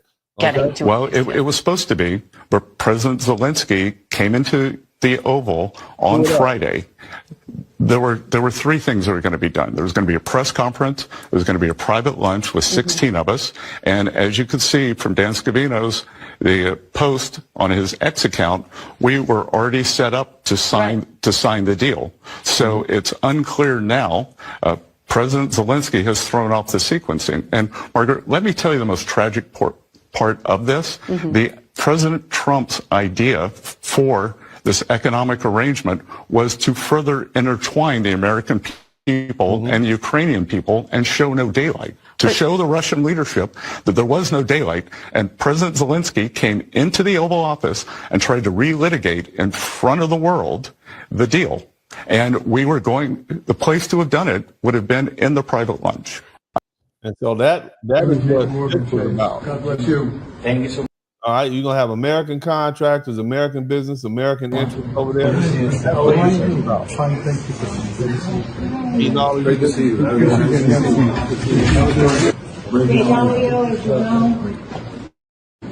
Hot pants messed that up for everybody. You understand me? Hot pants are like, nah, that ain't what I'm trying to do. Okay? Keep listening. Now he's over there in Europe. Through my discussions over recent days, we've agreed that the UK, France and others... All my blokes, top of the morning to you. I want y'all to come here. What you doing? Recent days, We've agreed that the UK, France. That is Keir. What's his name? His name is. I'm gonna let it play all the way through, but I think his name is Keir Starmer or something like that. I don't know how to pronounce this guy. Over recent Keir days, Starmer. We've agreed that the UK, France, and others will work with Ukraine on a plan to stop the fighting. Then we'll discuss that plan with the United States and take it forward together. Yes. Okay. We will go further, develop a coalition of the willing. Coalition of the defend willing. a deal in Ukraine. Oh, what do you and mean? To guarantee the peace. The How UK you is gonna do that? prepared to back this. How? With boots on the ground. Boots on the planes in ground. air, together with others. Europe must do the heavy lifting. But to support peace in our continent and to succeed, this effort must have strong US backing. Hold on a minute. I want to go back to boots on the ground. So let me explain something to what that means. Look, what it means is all my people in the UK, United Kingdom, Scotland, England, Ireland, wherever. That means you all, instead of fighting Muhammad at your house, trying not to get stabbed on Oxford Street, they're about to ship y'all off to Ukraine. Okay, like they and anybody who's visited the Great Britain or the UK, there's a lot of people from the Eastern Bloc there, and the Ukraine will be considered the Eastern Bloc. They about to ship y'all. So I'm just letting you know now. Okay, I'm letting you know now. Muhammad is gonna be banging your broad. Okay, Muhammad, you're gonna come back. You're gonna have some little colored babies with English accents. As you down there in Ukraine, losing legs and getting hit with these Russian bombs, Muhammad is gonna be Mustafa and Muhammad and Ahmed they're gonna be banging all the white women. Okay, all the white women in England are gonna be pregnant. It's gonna be a Muslim country by the time y'all get through fighting the war in Ukraine. I just want you to know you're about to get drafted. All you know, and I know it's been a lot of folks talking stuff across the water about us dumb Americans. Somebody type America. They think we stupid. We smart enough to stay out of that damn war. That's what we smart. Y'all go fight your own wars. That's what you're gonna do. Muhammad is gonna be banging your broad while you down there dodging Russian missiles. That's what's gonna happen. Okay, you're gonna have a bunch of all you broads gonna be colorated. Okay, they're gonna be colorated. They're gonna be around there with burqas on while you down in Ukraine fight. Y'all been talking. You think America's so stupid, so dumb. Yeah, but guess what? We've been done. Okay, got you. We're not gonna save you from this war. We saved you World War I. And this is why I don't know why you folks in the UK talk so much about America. If it wasn't for us, Russia would have pushed y'all off the map. Hit Skitler. Skitler would have bombed the bejesus out of London, and you would be speaking Germany right now, eating sausage. That's what you'd be doing. You'd be eating sausage. You'll be Germany West, eating sausage right now. Your kids will be going to indoctrination camps right now. Y'all better be thankful, hallelujah, for the United States of America. Somebody's typed thankful with an extra T in it for all the folks in the UK. Thankful. Okay, but now, since you've been talking all that blah, blah, blah, now you got a chance to show us how sophisticated y'all really are. We want y'all to get all your little weapons together. Because my man, I want you to hear what your prime minister said. Let's listen to what he said. To defend a deal in Ukraine. What you gonna do? And to guarantee the peace. How the you UK gonna do? is prepared to back this. How? With boots on the ground. Boots on the ground. That means y'all going to fight in Ukraine, and we're gonna be out here chilling, minding our business, unbothered. Okay, y'all. Anybody planning to go? Thank you, Donald Trump. Let them fight their own battles. Okay, we about to slide about this NATO thing. Let them deal. Let their European business be European business. We're gonna deal with this American business. You understand? We gonna focus on here, this area. Okay, we good. This is what Donald Trump is trying to maneuver us out of. Yeah, you know what? Yeah, I know it says y'all need to pay y'all percentage, your GDP, 2% of everything you earn every year. If you don't put in, that gives me grounds to get out. Now that was back when he was first in 2016. Now it's about 35 countries in the NATO. And he's like, well, you know what? And some of them are actually paying their amount. Like Poland pays pays 5% of his GDP every year for defense. The United States only pays 4% of his GDP, but 4% of $25 trillion is a lot. But the bottom line now, Trump is like, well, you know what? I think we need to raise it to 6%. Y'all need to pay 6%. So basically, he's looking for a reason to say, you know what? Y'all are not paying y'all fair share. I'm out of NATO. Because he don't want to have to send American men and women over to these foreign wars because these fools got people like Hot Pants that want to keep the war going for their own best interest. You understand what I'm saying? Look, I don't care what you said about Donald Trump. He is definitely he definitely knows people and he knows how to negotiate. He may not be the most articulate person, but the man is damn mob boss intelligent. Okay, he's mob boss intelligent. Keep listening. Planes in the air, together with others. Boots on the ground, planes in the air. Must do the heavy lifting. But that's what y'all gonna do. Peace in our continent, and to succeed, yes, this effort must. They're gonna draft all you Muslims and black dudes over there. They're gonna draft all y'all black butts, all you black Muslims. They're gonna get. That's how they're gonna get rid of y'all. They're gonna put y'all on the front line. You gonna be down there fighting arm in arm with them Yahtzees down in Ukraine. You know Ukraine got a bunch of Yahtzees down there. We talked about the other day. Y'all are gonna be right next to the Yahtzees fighting against the Russians. They're gonna round y'all up. You want to be in the UK? You want to be in Britain? Oh, you want to be here, huh, Blake? Okay, here's a rifle. We're sending you down to the Ukraine to fight for the queen. That's what y'all, the king at this point. That's what you're doing. You're gonna get rounded up and sent away. Go ahead. This and shout out to everybody who voted for Kamala Harris. We would have been right there with them because Kamala was going to leave us in NATO, just like Joe Biden left us in NATO. And now it wouldn't just be these European boots on the ground. It would be American boots on the ground. You understand what I'm saying? So recognize Trump is not even playing chess, man. Trump is playing like astrophysics, and these fools are doing basic math. But go ahead. Strong U.S. backing. Do you think you really do need the US? And if you do, hell yeah. Do you think the coalition of the willing will be enough to bring President? Somebody type coalition. Hey, y'all ain't got nowhere. Y'all ain't got nobody. No, stop lying. Y'all ain't got nobody. It's like, man, we got LeBron James, Kobe Bryant, Michael Jordan, Kareem Abdul-Jabbar, Wilt Chamberlain. This is who we got. We got Dennis Rodman. We got the all-time greats as far as when it comes to war and the war machine. And y'all got y'all got a D-League team, Summer League. That's what Trump you got. Back around. Thank you. Well, first in relation to last Friday, nobody wanted to see what happened last. Nobody wanted to see what happened. Zelenskyy but I do not wanted to see what accept that the US is an unreliable ally. The US has been a reliable ally to the UK for many, many decades and continues to be. There are no two countries We don't know that. as closely aligned as our two countries. I spoke to President. He hopes that we're going to continue to be a reliable ally. You hope that we are, sir.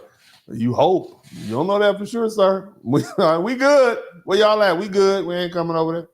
We straight. Keep Trump going. last night. I'm not going to go through the details of that conversation. You better not, because Trump was like, this motherfucker came over here and talking that, but that's why you don't want to go over the detail. Trump cussed you out. I don't know who this motherfucker think he is. You better get him in line. You better get your boy in line. Trying to sweat me. These goddamn Democrats all the way talking stuff about me. He lucky I ain't go upside the goddamn head. This is what Trump was saying to him on the boy. You lucky I ain't go up the goddamn head. Around here disrespecting me. Ain't that right, JD? Yeah, man, I'm gonna go with tripping, man. I don't know what the hell. Yeah, we will whoop it. Let him come back over here again. Let him come back over here one more goddamn time talking crazy like that. He ain't ready. Get him up out of here. Shit, y'all. Get him on up. That's what Trump was saying to him on the vote. That's why he said, I didn't want to disclose the discussion that we had with Donald Trump on the telephone. Because he cussed you clean out. And tell him I said it too. Damn. Get my blood pressure pill. I ran my pressure up around here. Look at this damn fool. All he had to do was sit down inside the goddamn papers. We would have been straight. Damn it. I would not be taking this step down this road if I didn't think that it was something that would yield a positive outcome. You hope it's going to yield a positive result, sir. In terms of ensuring that we move together Ukraine, Europe. Look, see how he's trying to find his words. He don't want to piss. You know Trump is watching. Let me see what this motherfucker say on the goddamn TV. I ain't say none of that. I ain't say a damn thing. I ain't say nothing. Elon, man, get over here, man, and look at this bullshit. Do we have money for this? No, sir, we don't. What the hell no? I ain't say none of that. Not a damn thing. He keep on talking, stuttering and stuff. The UK and the US. He tipping around them words. Together towards a lasting peace. We are at a crossroads in history today. Man, he looked like he's sitting up there tight. It look he look at that. Boy, he looked like, ooh, little ties crooked. The little second chin is coming down over there, boy. He looked like he don't make him mad. You're gonna be speaking Russian. You're gonna be eating borscht. Keep playing, you're gonna be eating borscht. This is not a moment for more talk. It's time to act. It's time to step up and lead. Yeah, y'all should have been 3 years. Y'all should have been stepped up and acted a long time ago. Go ahead. Let's see what Little Hands got to say. Claiming Vladimir Putin is going to get the Nobel Peace Prize this year, or that he should be the Man of the Year of the Humanitarian Association. What we're arguing here is he has a very large country. They're in full war footing. They're cranking out weapons now at a war footing pace. In other words, Russia is whooping butt. Okay, we're not saying y'all better bow down. Y'all need us. We're going to raise that price up. And we need to figure out, is there a way to get them to stop the war? And the only way you're going to do that is to get Russians engaged in negotiations. Yeah, Russia wants its broad back. We're going to talk about that a little bit later. Russia wants all of its little Union states back that they lost in 1990. Something the Europeans haven't been able to do, the Biden administration wasn't able to do or didn't even try. That's the goal here. It's that simple. Can we try to sit with them and figure out whether there's anything, what are the Russians' demands, under what conditions would the Russians be willing to stop this war? And as I said, we don't know what those are because we haven't talked to them in 3 years. That's the singular goal here, is to try to bring about an end to this conflict, and it begins by getting them to the table. Ultimately, like any truce, like any peace agreement anywhere in the world, those things will have to be enforced, they'll have to be enduring, there'll have to be safeguards put in place. Everybody understands. Who won't enforce it? We not enforce. Don't send us over there. We ain't going over there for what? They don't even like us. Go ahead. But it begins with the first step, and that is engaging them to see if it's even possible. Because if it's not possible, y'all hear that? He got a little lift. It looked like he fought real hard to not have that lift. Ultimately, like any truce, like any peace agreement anywhere in the world, those things will have to be enforced, they'll have to be enduring, there'll have to be safeguards put in place. Everybody understands that. But it begins with the first step, and that is engaging them to see if it... Oh my God, Sylvester the cat has returned. It's even possible. Because if it's not possible, then what we're looking at is a protracted stalemate with thousands of people dying, billions of dollars pouring in, and more death and destruction. And that's not something the president wants to be a part of. He's made it very clear. Everybody, you get a car, you get a car, you get a car. Yeah. Marco, I don't know how you end up working for the man. I want to share something else with you guys, and I talked about this too. No, that Zelenskyy.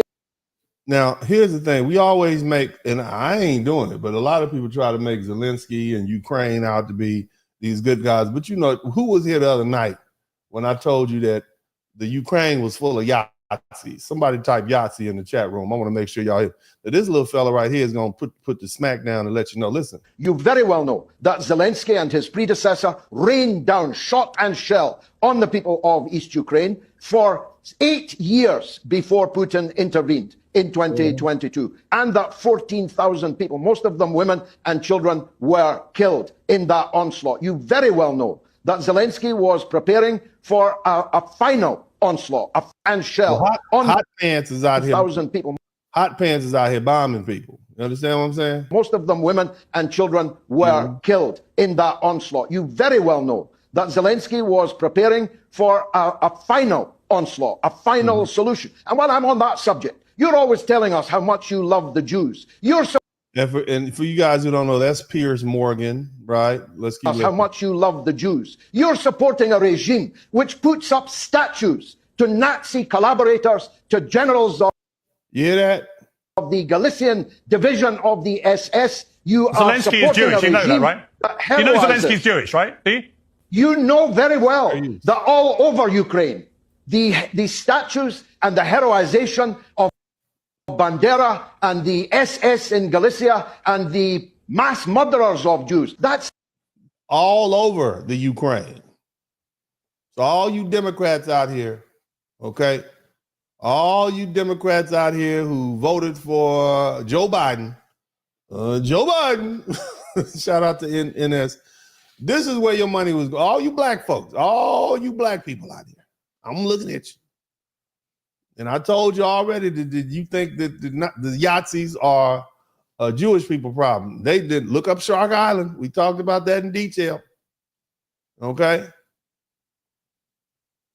This is who Joe Biden's been sending your money to. This is who you've been voting for. Obama too. Obama sent the money too. For a nation that has Yahtzee statues up everywhere, according to this fella. You understand what I'm saying? And on top of that, my understanding is they are petitioning the Ukrainians, immigrants, they are now being issued Social Security numbers. So they're going to be getting your check. The Yahtzees, the people, this is what I just want you to hear. And I tell you to vote your interest for a reason. Clearly, this is not in your interest. Okay? To save a nation full of Yahtzees, spend money you don't have, and then bring them over here so they can get your Social Security money and be Yahtzees. It's like saying there's no racism in America because Obama. I'm going to let this play again in full force because Zelenskyy is Jewish. You know that, right? You know Zelenskyy is Jewish, right? Do you? You know very well that all over Ukraine, the statues and the heroization of Bandera and the SS in Galicia and the mass murderers of Jews. That's like saying there's no racism in America because Obama was briefly the president of the country. The entire western part of Ukraine played a decisive role in the mass murder of Jews and Poles and others in the Second World War. And now they are heroizing the heroes of the SS and the other collaborating forces. A tiny number of people do that. Now, the western part of Ukraine is the part that Russia invaded. Okay? The western part of Ukraine is the part that Russia invaded. All right? I want you to understand that. The western part of Ukraine, where the Yahtzees are, is the part that Russia invaded. They were even saying, we gotta stop these Yahtzees. Okay? It was also filled up with people who I'm gonna let you well, actually, let me double check that. Let me make sure. Well, no, I'm tripping. It's the eastern part of Ukraine, but the bottom line is they have a problem over there. Let's let this fella finish talking. Of the country, the entire western part of Ukraine played a decisive role in the mass murder of Jews and Poles and others in the Second World War. And now they are heroizing the heroes of the SS and the other collaborating forces. A tiny number of people do that, as you well know. Tiny number of people. When all these things become clear. Let me ask you, why do you support? Yeah, a tiny number of people. Look, let me. He gonna look. Listen. Why do you support? Okay, let me ask you why. Why do you support? Why do you support? Piers is trying to change the subject. Look, he's trying to. Hold on, let's move on now. Let me finish. You're going to be sorry for all the heroization of him that you have done. So just for you guys, so we can be accurate up in here, okay? So this is Russia. All right, this is the part that's been invaded. This is Crimea, okay? This is Kiev, which is the capital of Ukraine. And so Russia basically invaded this part. And Hot Pants, Zelenskyy said, we want to push them back up out. And Trump said, how are we going to push them up out of there? They ain't pushing them out of there. Hell no. So this is like, you're going to have to get that up. That belongs to them now, okay? So this is the part. And so when referring to the western part of Ukraine, they're saying these people over here in this side, over there by right under the sign that says the name that says Belarus. Let me see if I can make that bigger. They played a role in the unalivement of, hundreds and thousands of Jewish people during World War II. So this place is filled up with Yahtzees. It's right over there. You understand? It's right over there. All right. And they want to bring them over here with you. But let's go ahead and proceed forward and look at some more of this video footage. I want y'all to, you're learning something. We're going to, you know, shout out to all our white friends for putting all this good information out here for us. Shout out to all our white friends. Okay, let's keep looking. This morning, President Zelenskyy now claims he's ready to sign a minerals deal after being. So he didn't listen. He didn't went over there to Europe, and they said, "Look, man, we can't do this without Trump." And guess what? He's now on Sunday morning, change of heart. Him towards his.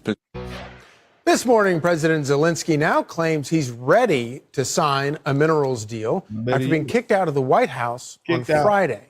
He got. But with the agreement in limbo, how long can his country realistically battle Russia without U.S. support?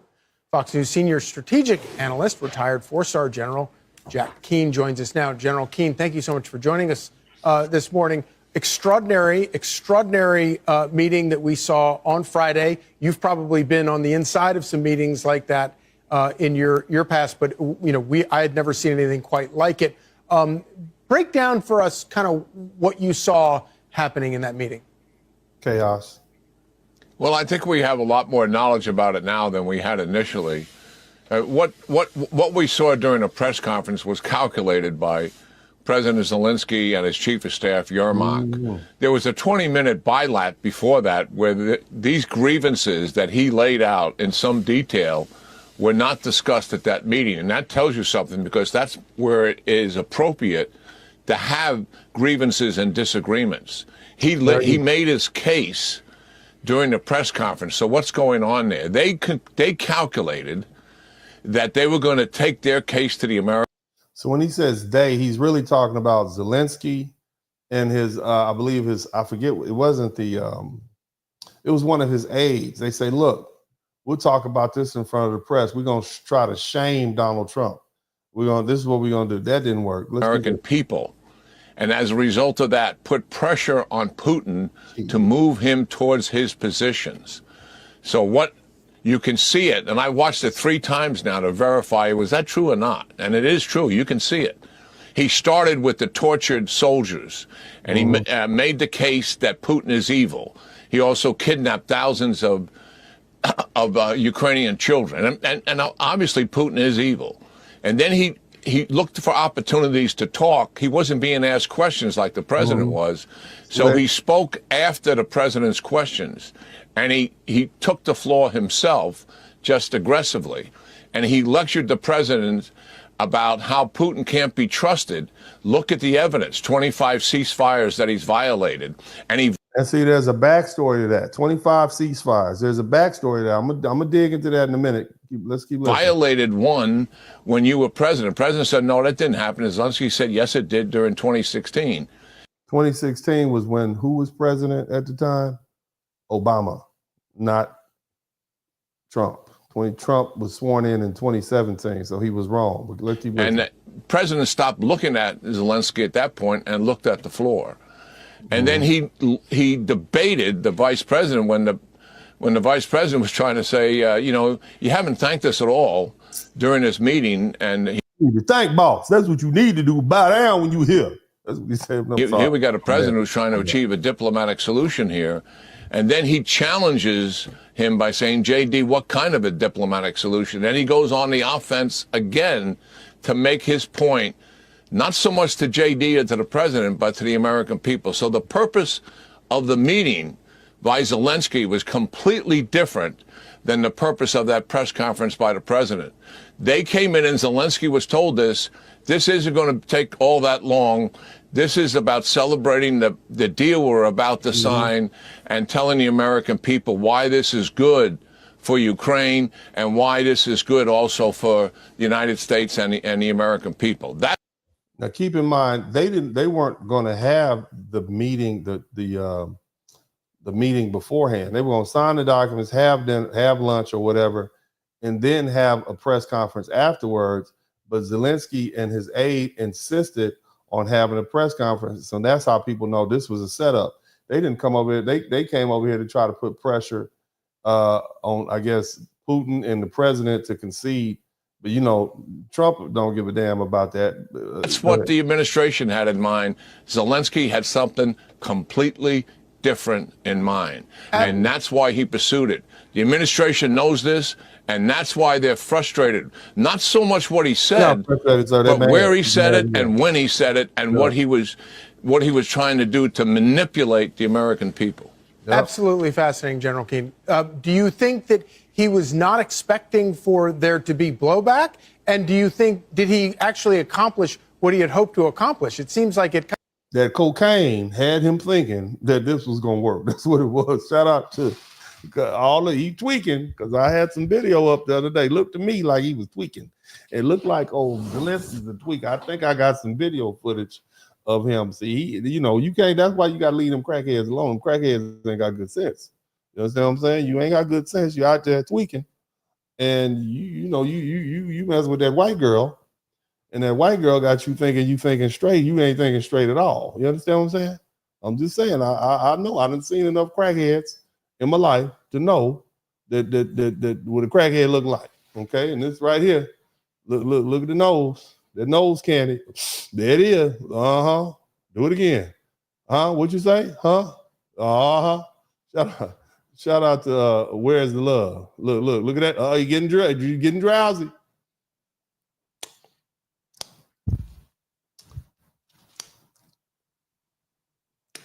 Look at that. You got that twitch. Hard for him to sit there like that. Look at that. It's hard for him to sit there. That cocaine. He looking for a bump. He looking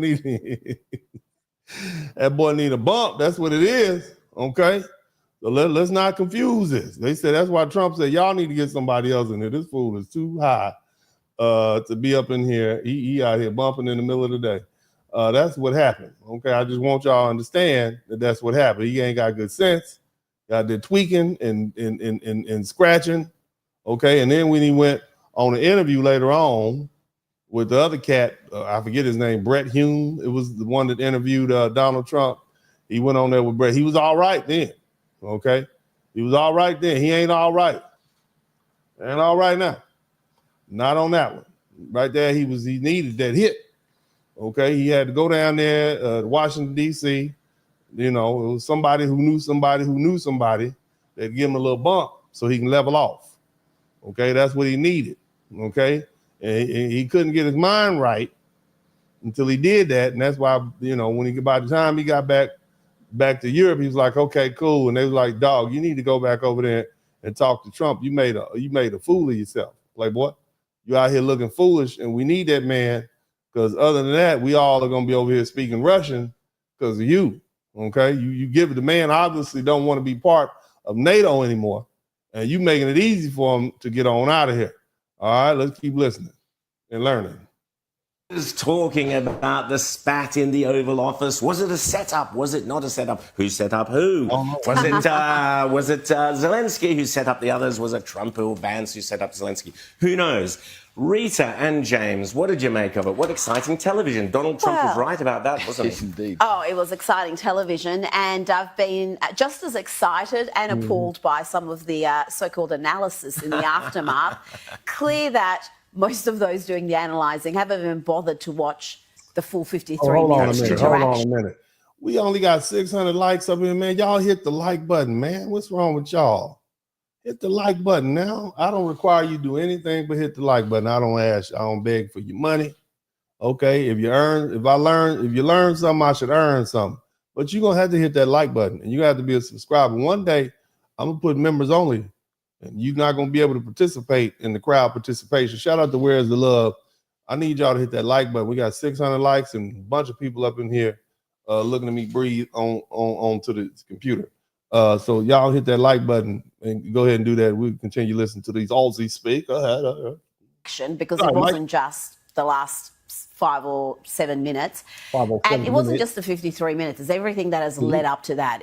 And Annalise Nielsen just did a very good bit of analysis on Sky News, and it's one of the rare ones that you see in from the Australian media, because it is such surface level, born so much out of ignorance. Get to the point. If you've been paying attention to US politics over the last 4 years, certainly the last 2 years. Nothing that happened should surprise you. The US's position, Donald Trump's position on Ukraine has been clear for years. And the polling in the States backs that up. The American people do not want to fund this war. Yep, that's now, right. you might say that's not morally correct. We don't agree with that position. That's fine.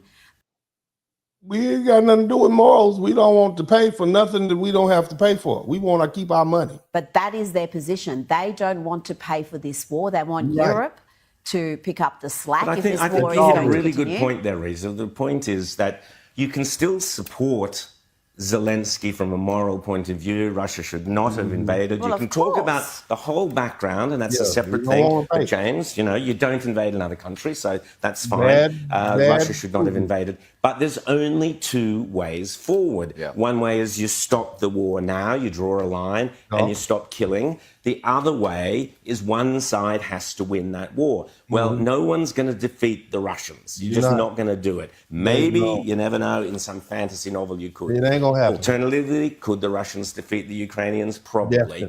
Definitely. The reality is the war has to stop, and Zelenskyy was a fool not to take that moment, not to grab that moment and say, this is it, let's finish the war, James. This was an absolute disaster for Zelenskyy, and the evidence was the Ukrainian ambassador to the United States was face-palming during the press conference, because the whole conference, Zelenskyy sitting there fidgeting, he wants to make...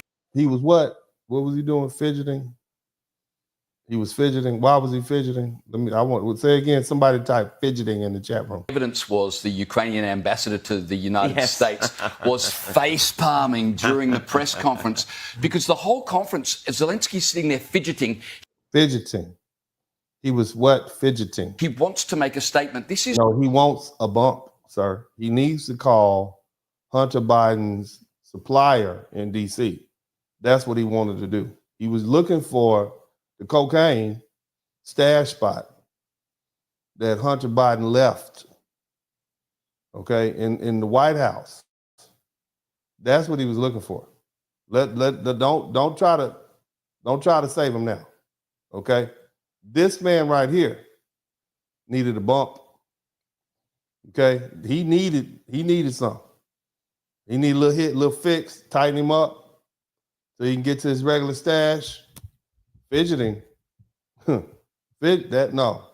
that's withdrawal right there, sir. That's what that is. That's withdrawal, sir.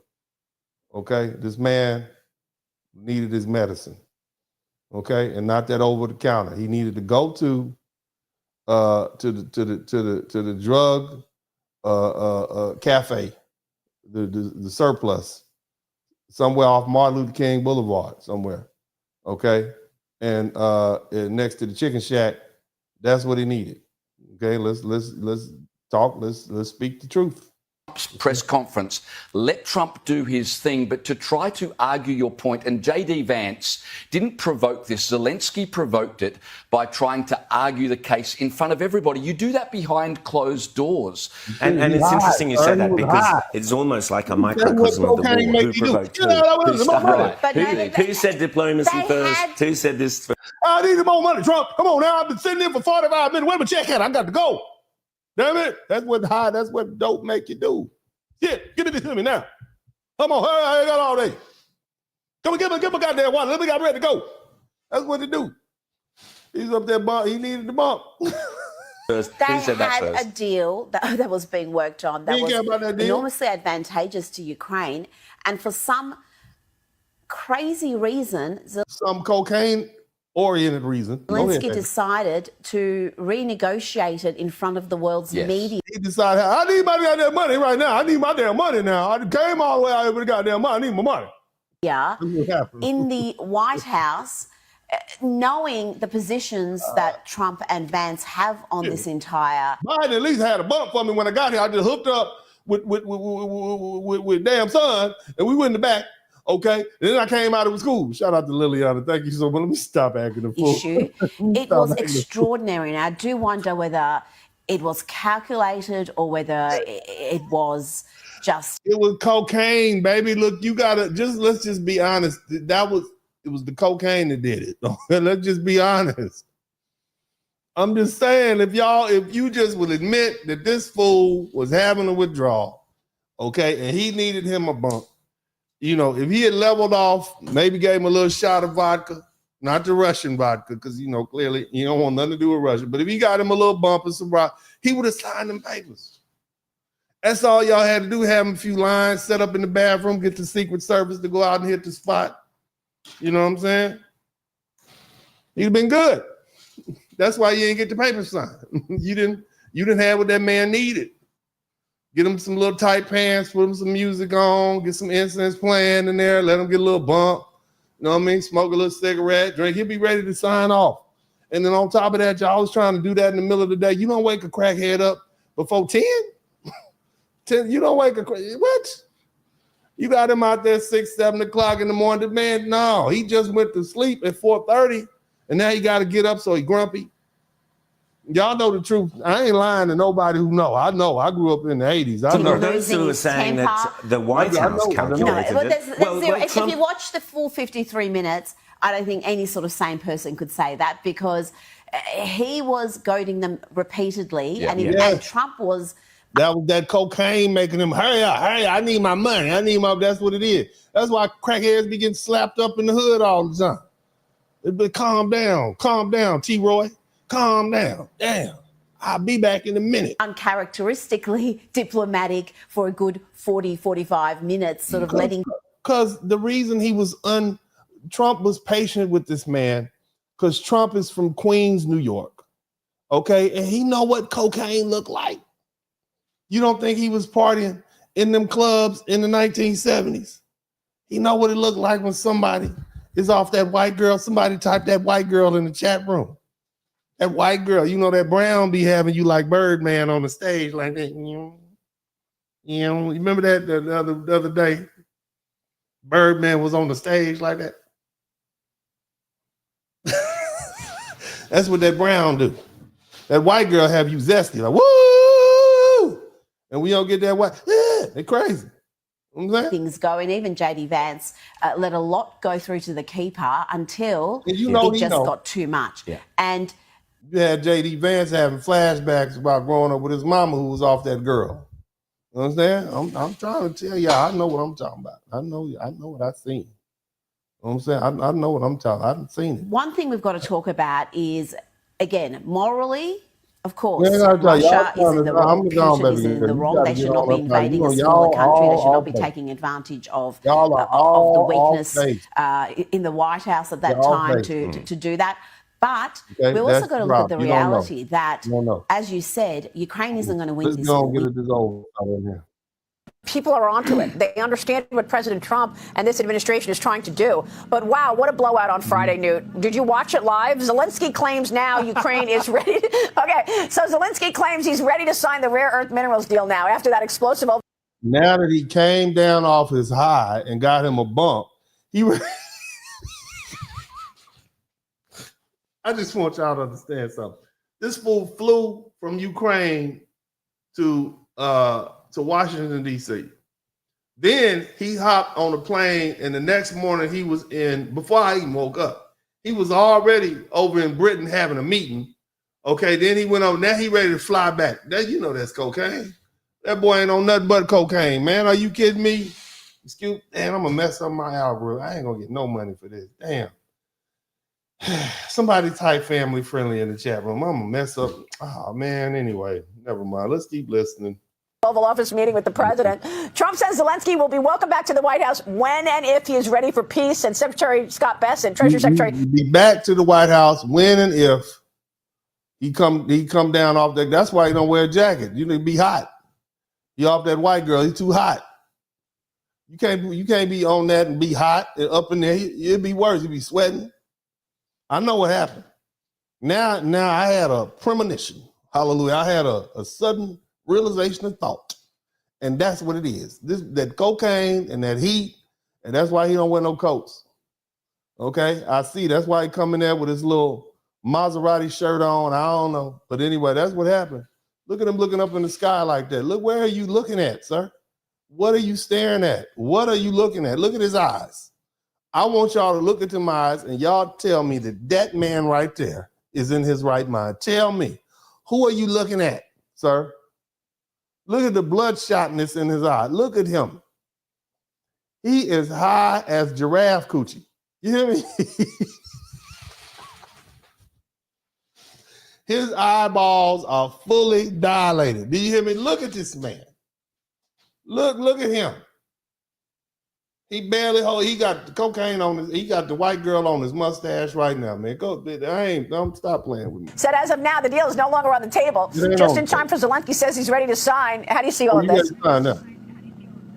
Well, look, I actually look at him up there. Look at him in the front. Look at him.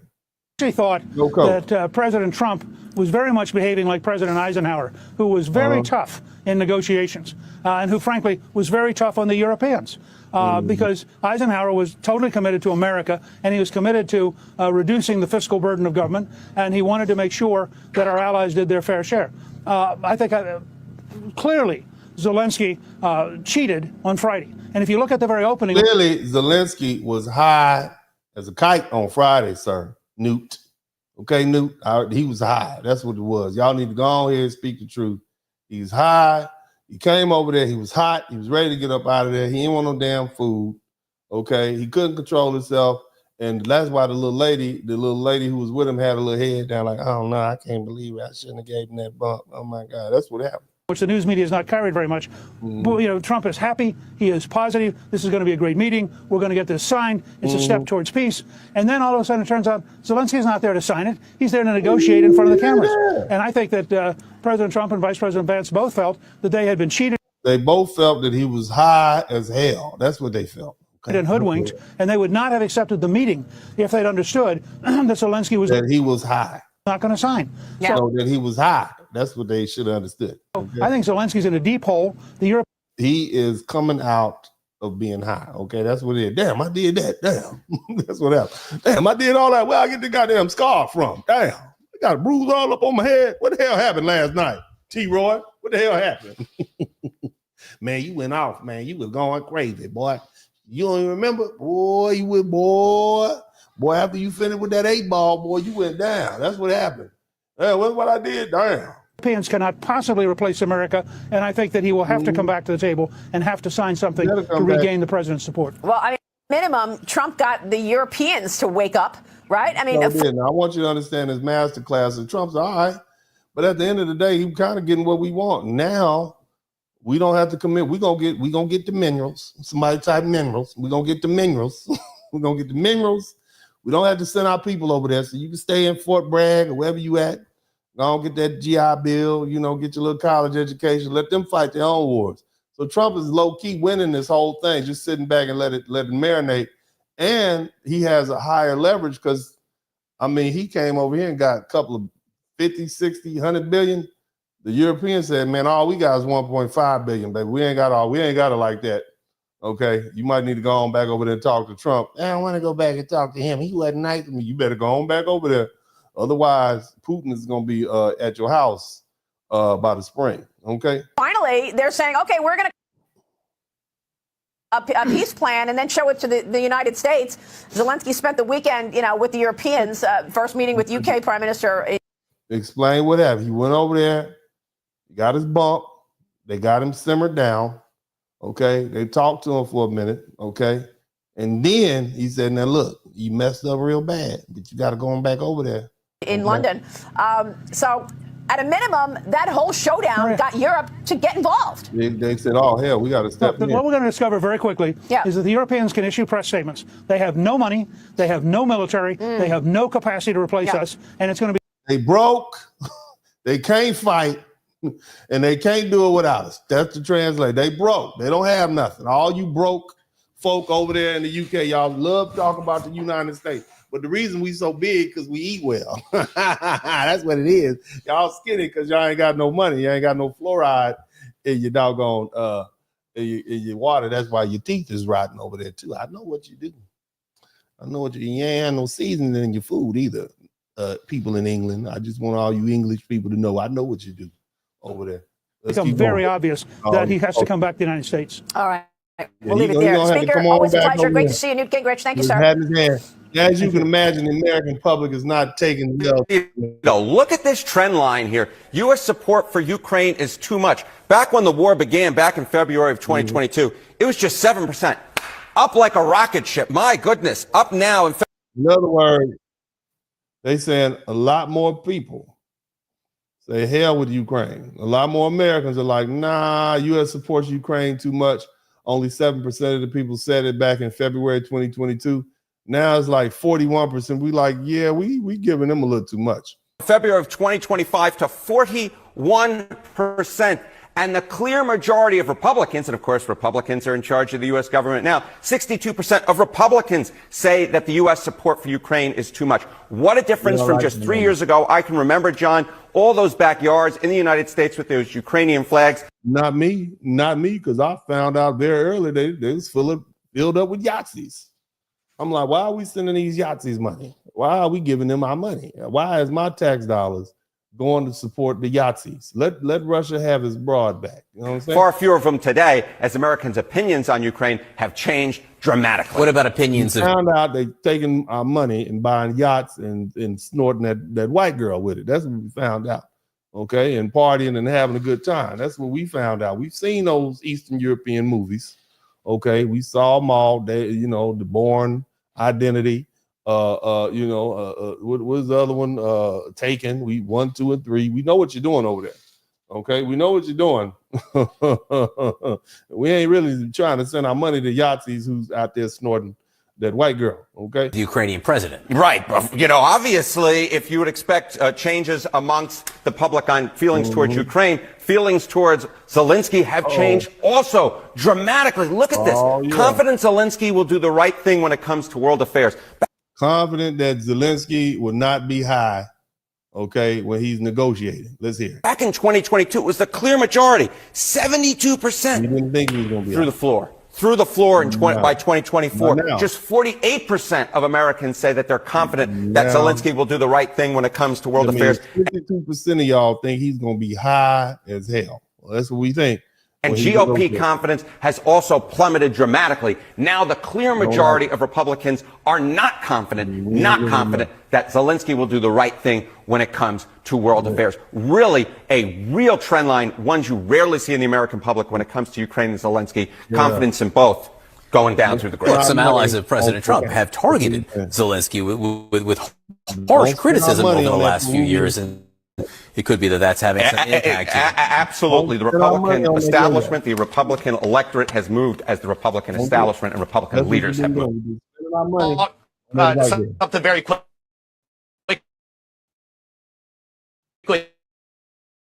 That this was some kind of ambush.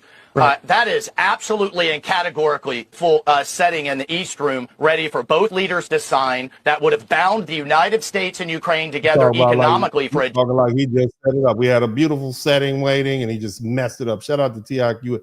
Did you set the plates or something, brother? Why are you angry, sir? Why are you mad about that? Beautiful setting in the East Room, ready for both leaders to sign. That would have bound the United States and Ukraine together economically for a generation, for critical minerals that we need, economic investment that they need. And that would have been in the heels, Charlie, of having the Prime Minister of the United Kingdom, who says he's ready to put boots on the ground, the president of France, Macron, who's ready to put boots on the ground, NATO Secretary General that the president had just spoke to about broader security guarantees. So this really could have been and should have been a positive moment for Ukraine. And then we go to cocaine problems. That's what you went to crackhead problems, sir. That's what happened. It could have been positive, but you had a crackhead in Oval Office. It wouldn't be the first one, but that's what happened. Okay, so let's just call it like that. I wish y'all would just tell the public. If they would just tell the American public the truth. Look, we didn't know he was on that girl.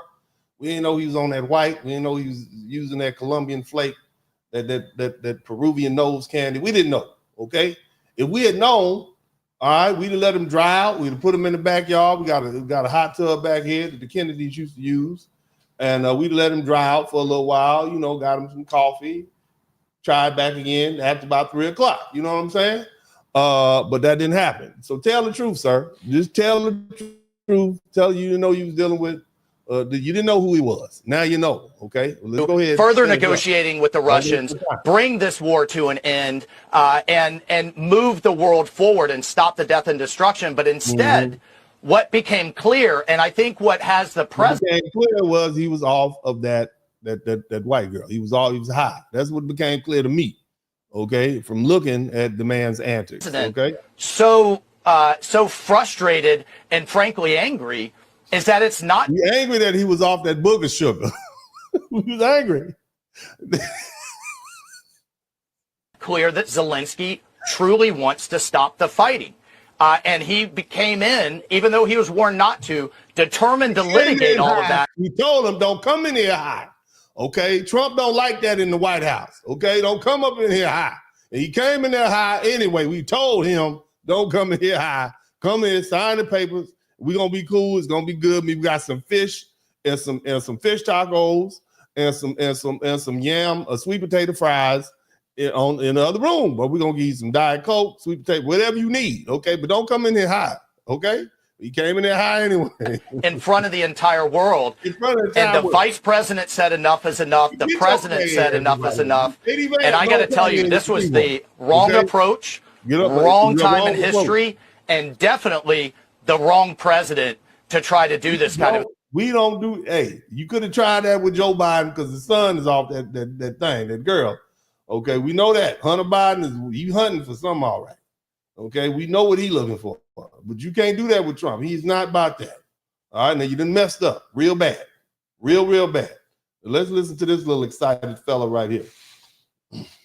No, what the fuck? This is it now. I think this is going to be the final straw for many fucking. Now this is a little angry little British man. Go ahead, little angry British man. Go people ahead. in the UK. Rodney is currently in Ukraine signing away a 100-year deal where he is pledging that once there's peace in Ukraine, the UK will rebuild Ukraine. Y'all got it. Let me just say that again. The UK, he has tied the UK into a 100-year deal where the UK will rebuild Ukraine. You know what this is like? This is like when you got a relative that's been hanging out at your house and like everybody else has been saying, oh, you need to treat Shaniqua and them, her kids better than you treating them, blah, blah, blah. And then you're like, all right, okay. And then they go over to the other relative's house and then they come back complaining about all the stuff you was complaining about. Ukraine is like something like a leech right about now, okay? And nobody want to look.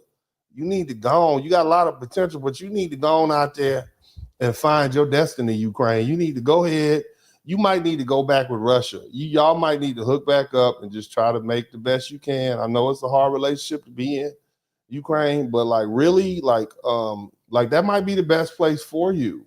I mean, you know, Ukraine, I know you and Russia, y'all have like a tumultuous relationship, but I mean, one black eye a year, that ain't really bad. I mean, the big picture of things, just one black eye, you could deal with that stuff. You know, I mean, I know it's hard to hear. But because, you know, over here, we don't even have a lot of room. You know what I'm saying? And, you know, and we trying to expand our family. You know what I'm talking about? So you might need to just go on back over there and be with Russia because, you know, we really, you know, we might move. You know what I'm saying? And like, we don't feel comfortable. Like with people in our house when we're not here, you know, and we trying to rent, you know, so you might need to go back, just make them a meal, make Russia a meal, Ukraine. I want you to go ahead and just cook him his favorite borscht. You know, maybe, I don't know, call his mom, you know what I'm saying? And see if y'all can talk, see if y'all can have a conversation because you can't stay here. Okay, you can't say that's what now you got that's the type of relationship. But let's keep listening to this stuff. And he's also signing up British troops to police Ukraine and also police a peace deal and after. What the fuck is this?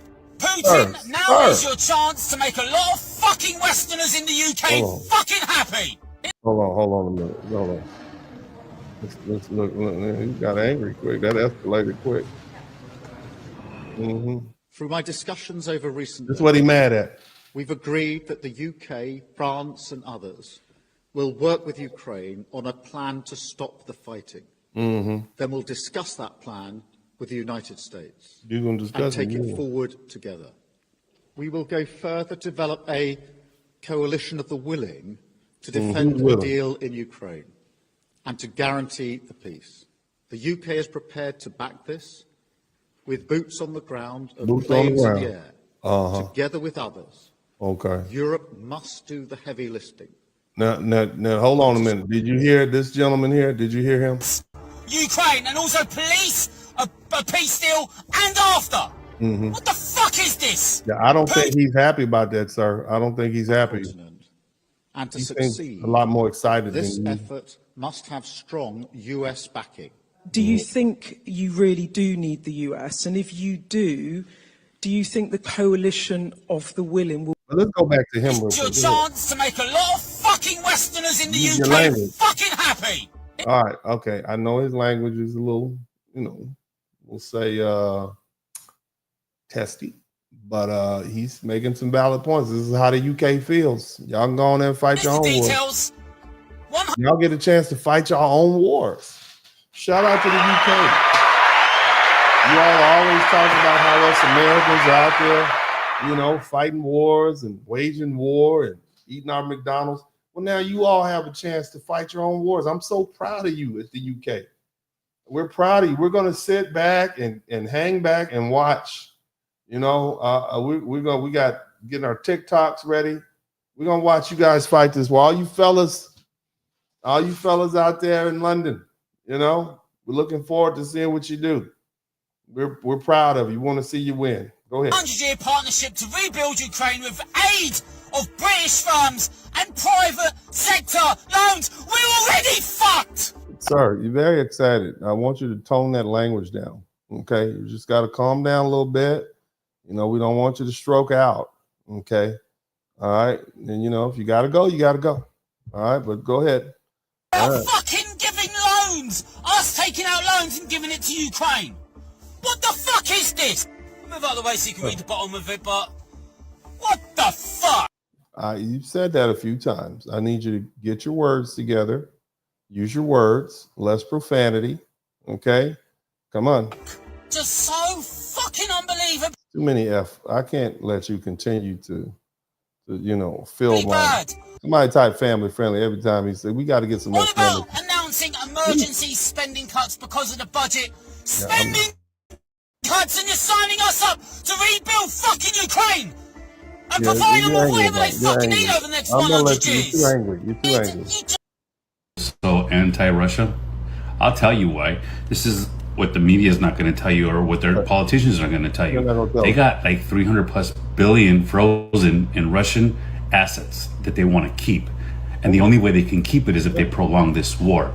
This is why Trump and Putin are working together. And Putin's come out and said, hey, why don't you come help us explore our minerals here in this country, and we work together along with whatever you're going to be doing in Ukraine. Basically, what you're saying is Trump and Putin is like, man, look, we can share these broads, man. I ain't tripping on that, baby. But that's what the rest of America doesn't like. That Trump and Putin are like, look, man, I'm a pimp on the west side. You a pimp on the east side. Man, what we fighting for? We got all the money. Okay, we got all the money. We got the best cars. We got all the finest women. Okay, what we fighting each other for? Let's get together and make this real money. You understand me? That's what he's saying. And the rest of the world doesn't like that at all. At all.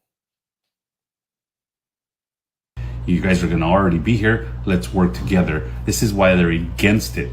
They want to keep that money. That's why when they say we're sending this much billions all the way over there, what they're really saying is, let's funnel this into our own contractors, our own companies, our own businesses, and then they wishy-wash that money. They just wishy-wash it. This helps them keep and use the billions that are seized. They don't just, come on guys, there is no troops in Ukraine. That war is frozen. It's at a standstill. Vice President Vance called them out. I forget the word that he uses, but they were literally driving around in Ukraine, and if they spotted a male, they were conscripting those young men, like the vans that I showed you. Shout out to Blue Baggins. But yeah, they basically playing with this man money. Go ahead, sir. They grabbed him and put him in the you're going to go fight. He called them out for it. They have no soldiers, but you don't hear none of the countries again saying we're going to send our troops. It's all about we're going to send money. We're going to send money. It's because it comes right back. That's all this is about. That's why they would love to keep that war going for the next 20, 30 years. Did you hear what they said? The UK, for the next 10 years, we're supporting and sending money, and we're going to send this much money. I think it's like $3 billion a month or something. I may be wrong, but I read it this morning. But that's just wishy-washy, the money. That's all they're doing. That's why this won't go away. And this is an unpopular opinion. I don't know what this man is saying is true, but if it has some truth to it, it makes sense. The reason they don't want the war to end is because they're going to get that man his give Russia his $300 billion back. And it won't get pushed unless you push it. You got to share this information because I've noticed since I'm pro-America. Go ahead. This meeting that devolved into a train wreck between Donald Trump, J.D. Vance, and Vladimir Zelenskyy has taken an unexpected twist. There are now many accusations that Zelenskyy may have cursed J.D. Vance to his face. Of course, Democrats and people who don't like Trump and Vance are praising the move on social media, assuming that this is actually what happened, whereas others are outraged that Zelenskyy would have shown such disrespect to the vice president in the Oval Office. Here's the full clip, courtesy of Forbes. Let's President for trying to bring it into this conflict. Have you ever been to Ukraine? Did you say what problems we have? I have been to. Count once. I've actually watched and seen the stories, and I know what happens is you bring them on a propaganda tour, Mr. President. Do you disagree that you've had problems like bringing people in? So social media users picked up on that moment. Shout out to Blue Baggins. And according to Times Now, they ran this poll. Did Vladimir Zelenskyy call J.D. Vance, quote unquote, a B word in Ukrainian? Video goes viral. Yeah, that's cocaine talking. Let's see that. You can't even control yourself. That's what I'm trying to tell you. Anytime you up there talking crazy like that, you are not in your right mind. This man has lost his mind. Now, I'm going to give you guys some real educational stuff. It's going to be a little long-winded. I want you to hear it. I think it's important. Take it with a grain of salt. Again, it's a lot of information out here on the internet. Just listen, okay?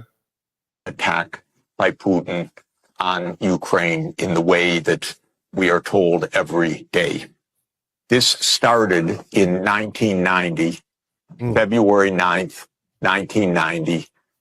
James Baker III, our Secretary of State, said to Mikhail Gorbachev, NATO will not move 1 inch eastward if you agree to German unification, basically ending World War II. And Gorbachev said, that's very important. Yes, NATO doesn't move, and we agreed to German unification. The U.S. then cheated on this, already starting in 1994, when Clinton signed off on basically a plan to expand NATO all the way to Ukraine. This is when the so-called neocons took power. And Clinton was the first agent of this.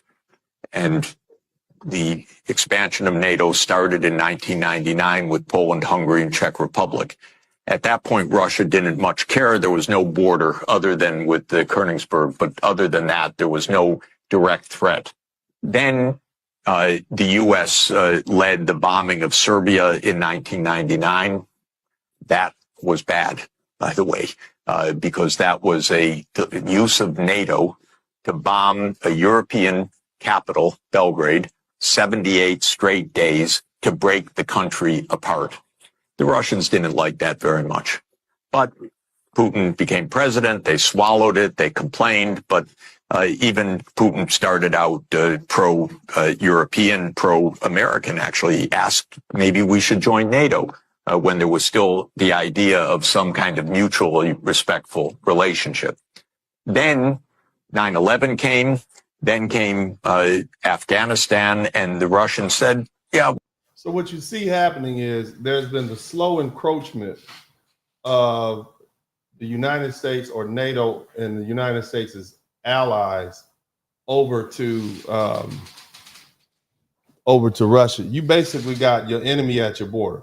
Imagine let's say some of my people here, all my folks, let's say you got your worst enemy, your most dangerous enemy, not even your worst enemy, your most dangerous enemy starts moving all their relatives and all their friends right around your house, next door, across the street, behind your house. And after they promised that they wouldn't do that, okay? You had an agreement that they wouldn't do it, and they start doing it. And you're just supposed to sit there and not be We'll concerned. support you. We understand to root out terror. But then came two other decisive actions. In 2002, the United States unilaterally walked out of the anti-ballistic missile treaty. This was probably the most decisive event, never discussed in this context. But what it did was trigger the U.S. putting in missile systems in Eastern Europe that Russia views as a dire, direct threat. In 2004-5, we engaged in a soft regime change operation in Ukraine. But in 2009, Yanukovych won the election, and he became president in 2010 on the basis of neutrality for Ukraine. That calmed things down because the U.S. was pushing NATO, but the people of Ukraine on the opinion polls didn't even want to be in NATO. They knew that the country is divided between ethnic Ukrainian, ethnic Russian. What do we want with this? We want to stay away from your problems. So in February 22nd, 2014, the United States participated actively in the overthrow of Yanukovych, a typical U.S.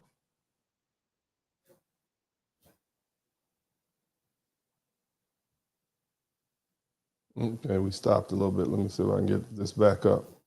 Oh, that's me, my bad. So you see what happened. So the notion that Putin is regime change operation, have no doubt about it.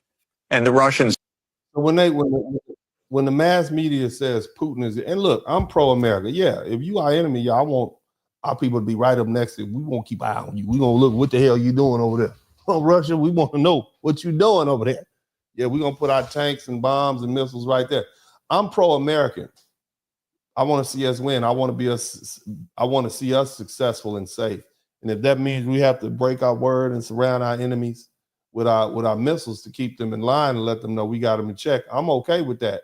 But still, we still have to understand the truth. We're not going to be stupid. And because, I mean, many of you all who are alive, you remember this stuff as it happened.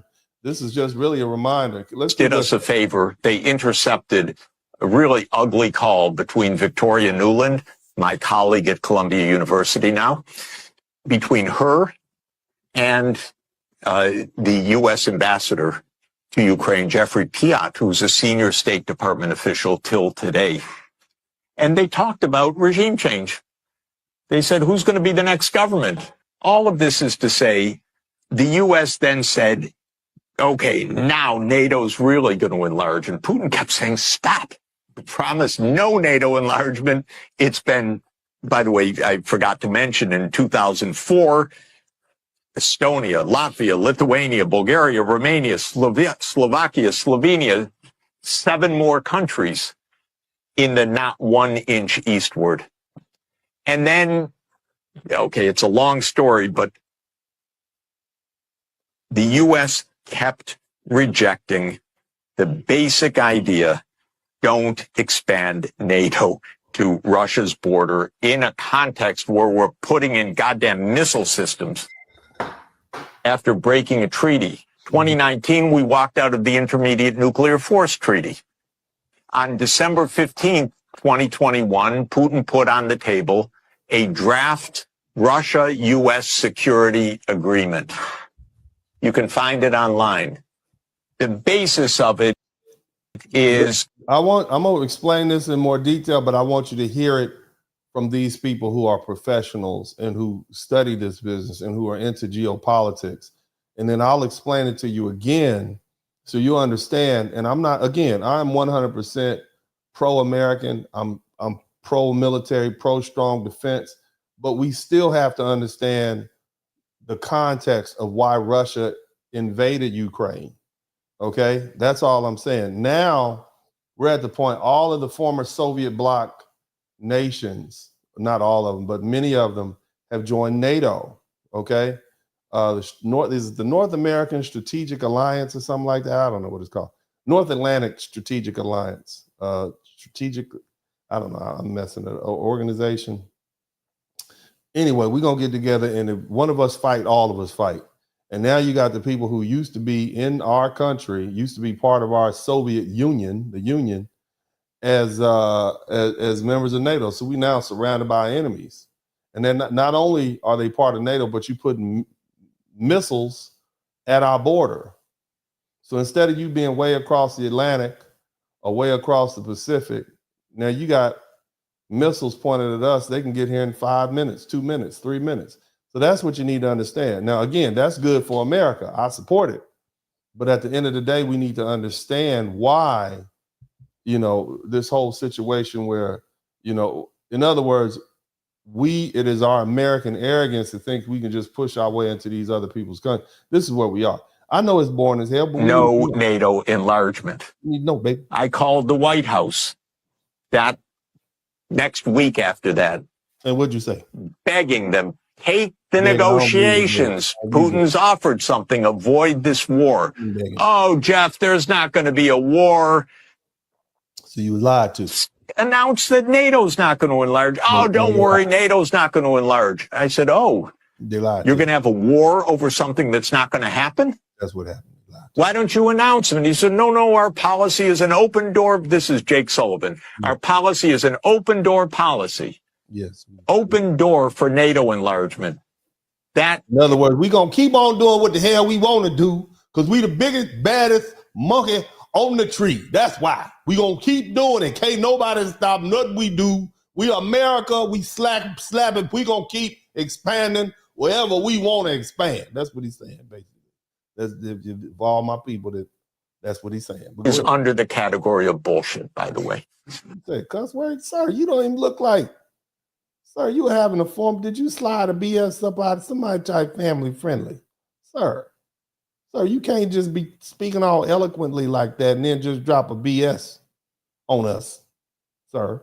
Go ahead. You don't have your right to put your military bases anywhere you want and expect peace in this world. Yes, I do, because I'm America and I do what the hell I want to do. And nothing you can do about it. Now, go ahead. Elon, bring me some more goddamn fish and chips. Go ahead. They turned down the negotiations. Then the special military operation started. And 5 days later, Zelenskyy says, okay, neutrality. Yeah. And then the United States and Britain said, no way. You guys fight on. In other words, we wanted... we got your back. Under Biden, we don't have your...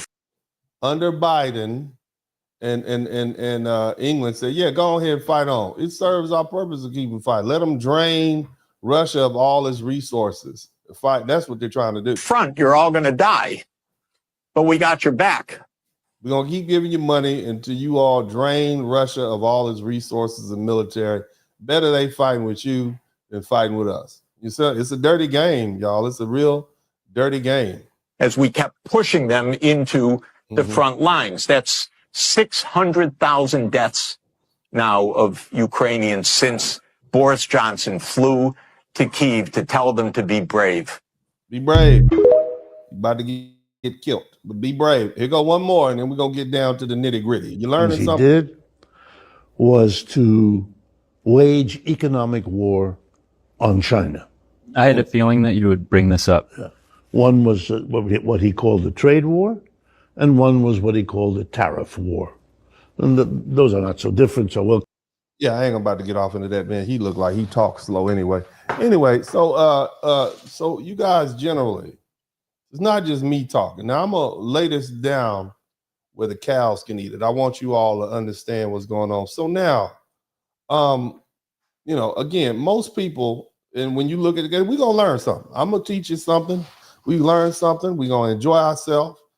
And I want you to understand the origins of this conflict and its initiation and provocation. See, most people agree that Russia started the war by invading Ukraine in 2022. But to fully understand how this war began, we need to look back at what led up to it, especially the role of NATO's expansion in the Eastern Europe and the decisions made by the United States and our Western allies, specifically the United Kingdom or Britain. Okay. Now, when the Soviet Union collapsed in 1991, many of these Eastern European countries that were once controlled by the USSR became independent. Poland, Ukraine, Slovakia, Slovenia, you know, all them places where the first lady is from. Y'all know what I'm talking about. All them places where the first lady is from. That's where they all got free. Okay. And at the time, Russia was weak. It was recovering from the economic and political chaos that happened after it broke up. You know, Russia was having a bad day, you know, a bad breakup, bad marriage, you know. Meanwhile, the United States, we doing good over here. We expanded. It's nice. The 90s, we got the best rap in America going on, you know, good movies out. Okay.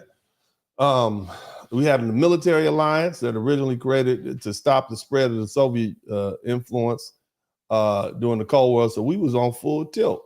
And so NATO's expansion into Eastern Europe was seen by Russia as a direct threat to the security, but they couldn't do anything about it. Okay. Russia expected that after the Cold War ended, NATO would stop growing and that Eastern Europe would remain neutral. And, you know, it did the opposite. It kept expanding eastward and closer to Russia's border. It's no different than we're concerned about China making friends with the Jamaicans and making friends with Venezuela and all these other countries. And the fact that China and Mexico have a close relationship, so much so that the cartel is getting their fentanyl from allegedly from China. Okay.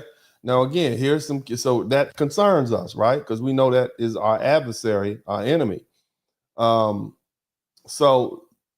1999 expansion, Poland, Hungary, the Czech Republic, they joined NATO. 2004, 7 more countries joined NATO. Estonia, Latvia, and Lithuania, okay? And these are all nations that border Russia, and this made Russia feel very uncomfortable. They felt vulnerable, you understand me? And so nevertheless, this is a broken promise because, you know, in the 1990s, the Western leaders assured, there was nothing in writing, there was no peace treaty, but they assured Russia through Mikhail Gorbachev, you know, the dude who used to have a spot on his head, remember that, the one with the purple spot? They said, we're not going to expand 1 inch eastward, you know what I'm saying? And that was a big lie. Okay, so at the point where there's an idea that popped up where Ukraine, right, said we're gonna join NATO too, and that pushed tensions to a breaking point.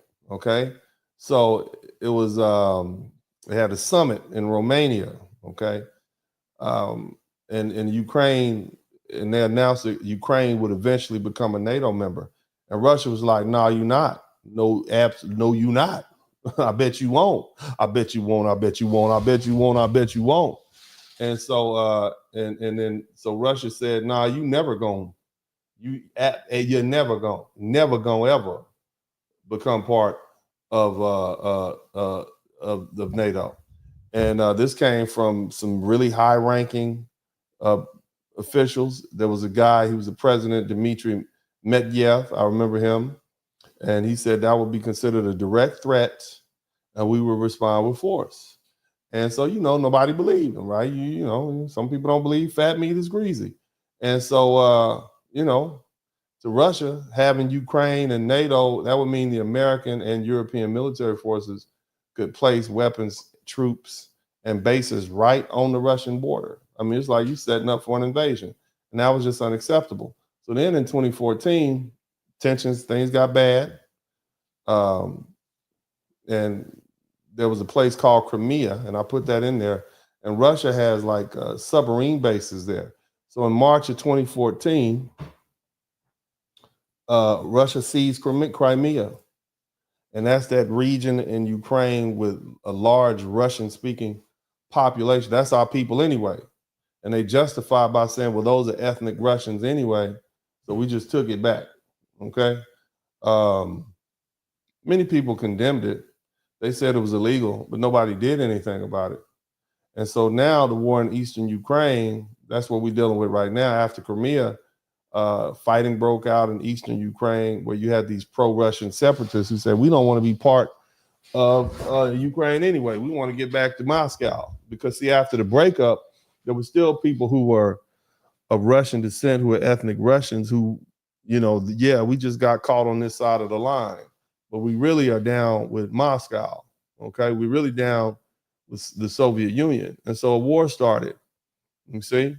And this conflict has been ongoing ever since, even before Russia's full-scale invasion in 2022. So here's the thing. There was a guy, his name is Zbigniew Brzezinski, and he's a well-known foreign policy expert. And he wrote a book called The Grand Chessboard. All right. And he explained that Ukraine was a key piece in the struggle for power between Russia and the West. And he warned that if Ukraine became too close to the line with NATO and the US, it could lead to serious consequences, including war. Okay. And so that's where we at now. You understand? So, you know, Trump is like, yeah, let them have their broad back. You know, let that ain't our problem. We're not about to fight and die with this. Now, the question you all need to be asking yourself, brothers and sisters, is who wants to keep this war going and who doesn't? Okay. And there's a lot of dirty truths, you know, and I don't want you to make any mistake. This war could have been avoided. It could have been stopped today. But these powerful forces don't want to end it. They thrive on chaos. They profit from destruction, and they'll sacrifice countless lives to keep this machine running. Okay. No one over here, we don't want a war, do we? Because we usually are the ones that have to pay for it. Now, they keep bringing up the fact that Putin violated 25 agreements since 2014. He probably did, because he realizes that if Ukraine becomes part of NATO, which they said they would, then that's going to be a problem for them. You see what I'm saying? Now, your boy Hot Pants, Volodymyr Zelenskyy, presents himself as some type of wartime hero. You see him out here parading around and everything. But the truth is, you know, he is not, okay? His actions tell another story. See? In normal times, Ukraine would be holding elections. But Zelensky's indefinitely postponed this election, citing the fact that we're at war, okay? Now, so he benefits from that. He's allowed to cling to power without a democratic vote, and he knows that if elections were held today, he wouldn't survive politically, and he would lose power, and who knows what would happen to him after that, okay? So he's denying his Ukrainians their own vote. Now, the other thing is they are out of water. Doggone it. They're desperate to get people to the front line. So they've been men between the ages of 18 and 60. Imagine 18, you 60 years old. And they are dragging you to the front line. You're banned from leaving the country. You can't leave the country, and they're dragging you to the front line, whether you want to fight or not. You 60 years old. You understand? So they drafting the unwilling. Nobody is spared. There's a young story of a young boy with Down syndrome forced into the military service, forced to the front lines. And the only people that seem to be able to escape are the ones that, if they're wealthy enough and they're connected enough, they can find an escape. They can basically bribe somebody, fake like they have disability or something like that. But for the most part, if you're poor, you're going to fight and die. You see what I'm saying? Now, the other thing you have to understand is while these soldiers these civilians suffer, the European Union and EU is profiting immensely from this war. Like the man said, and I don't know how true it is, they said they got $300 billion of Russian assets. So they're using it, they're making money off of it, and interest and so on and so forth. And, you know, they want to seize more Russian asset to rebuild Ukraine, and that's going to be top of the list. So you see how this game is going, huh? See, here's the thing. Despite the corruption surrounding the war, one undeniable fact remains true. Putin's goal is to dismantle Ukraine as an independent nation. It is absolutely the requirement for Russia's protection. That's why he violated the ceasefire in 2014. And he's going to continue his invasion until he's forced to stop. If Ukraine is not given full military backing, which is not economic support, it's going to fall. And see, in a situation like this, we're stepping back because what's next? Russia got that bomb. You understand what I'm saying? Do we really want to go World War II, World War III for this cocaine smoking crackhead that want to keep fighting and stay in power? Do we really want to do that? Huh? You want to send your sons and daughters over there? No, we're going to go ahead and you know, I'm going to say the European Union, they need to act quickly or they're going to lose Ukraine, okay? The EU has the financial and military power to support Ukraine and do their very best to expel Russia. That's what they need to do. All right, there's going to be some short-term financial pain for them, for those blokes over there. But if they don't act, it's going to cost them a lot more. Now, here's the thing. All my people over here, right? And I'm sure there's going to be some people in the chat rooms going to say, oh, anyone who dares question this war, right? Suggesting peace or exposing the corruption, instantly attacked. Same thing with being a Donald Trump supporter. Even if this is the first time you voted for a president, you call a Russian agent, you're a Kremlin puppet, you're a traitor to democracy. But the question is, who's the real traitors? We having free speech. I'm telling people these are the facts. It's not even me telling, I'm just pointing out to you so you can make an educated decision. Okay? You got Zelenskyy trying to cling to power, trying to avoid elections, trying to force citizens into battle, running across the world begging, okay? Ask for money. You got the Ukrainian government literally snatching young men off the street who are unwilling to fight, okay? But they're allowing rich people to bribe themselves out of it. You got the EU who profits from war, hoarding Russian assets while they're pretending to support Ukraine, probably just giving them the interest on the money that they didn't kept. But anybody who questions this war is silenced or branded a traitor. And when Donald Trump says he wants to stop the war, you see all these people putting up a fuss. You need to look at those people and examine, why would you not want to stop the war? Meanwhile, the average Ukrainian and the Russians are suffering and the world's on edge and we're closer to basically, our lives are dependent on the decisions of a crackhead. I just want y'all to understand that. Okay, that's Zelenskyy, old hot pants Zelenskyy has got our lives because he don't want to sign the doggone contract. You understand me? So again, I need you to understand where Putin is coming from. Okay. So according to the Ukrainian president Volodymyr Zelenskyy, aka Hot Pants, if Ukraine falls, the NATO itself is at risk. And he warns that Putin won't stop at Ukraine and his ambitions extend to the rest of Europe. I don't know about all that. I think actually they just want, well, let me say it like this. If the U.S. withdraws from NATO, right, which is what Trump wants to do, you got these Democrats saying, oh, no, he doesn't want to support our allies. No, he does not want to send our American men and women overseas or be forced to do something like that. Because some crackhead decides that he doesn't want to lay down his arms and go back to his boyfriend. Okay, Vladimir Putin. That's what's going on. Trump is like, nah, we're not going to drag me into that. That's not what I want my legacy to be. All right, now Zelenskyy is suggesting that Putin is counting on America to pull out or refuse to support NATO. And President Trump has repeatedly criticized NATO and argued that the European members don't contribute enough to the defense spending. And Trump has raised the spending target from 2% to 5%, which most NATO members can't meet. And that's going to give him a reason to say, we out because y'all not paying your fair share. And we can save face. We didn't breach the contract. We let them breach the contract of not keeping up with the payment, so we can fall back and let them deal with this. You see that? That's master game right there. He just basically gaslit all of, well, I'm out because y'all not paying y'all bills. So we're going to leave. And that allows us to stay over here in the United States and deal with our own issues, rebuild our roads, and let them sort that out. Europe has been fighting each other for thousands of years. Why do we need to get involved in that? You see? It's still going to be the same land and the same people.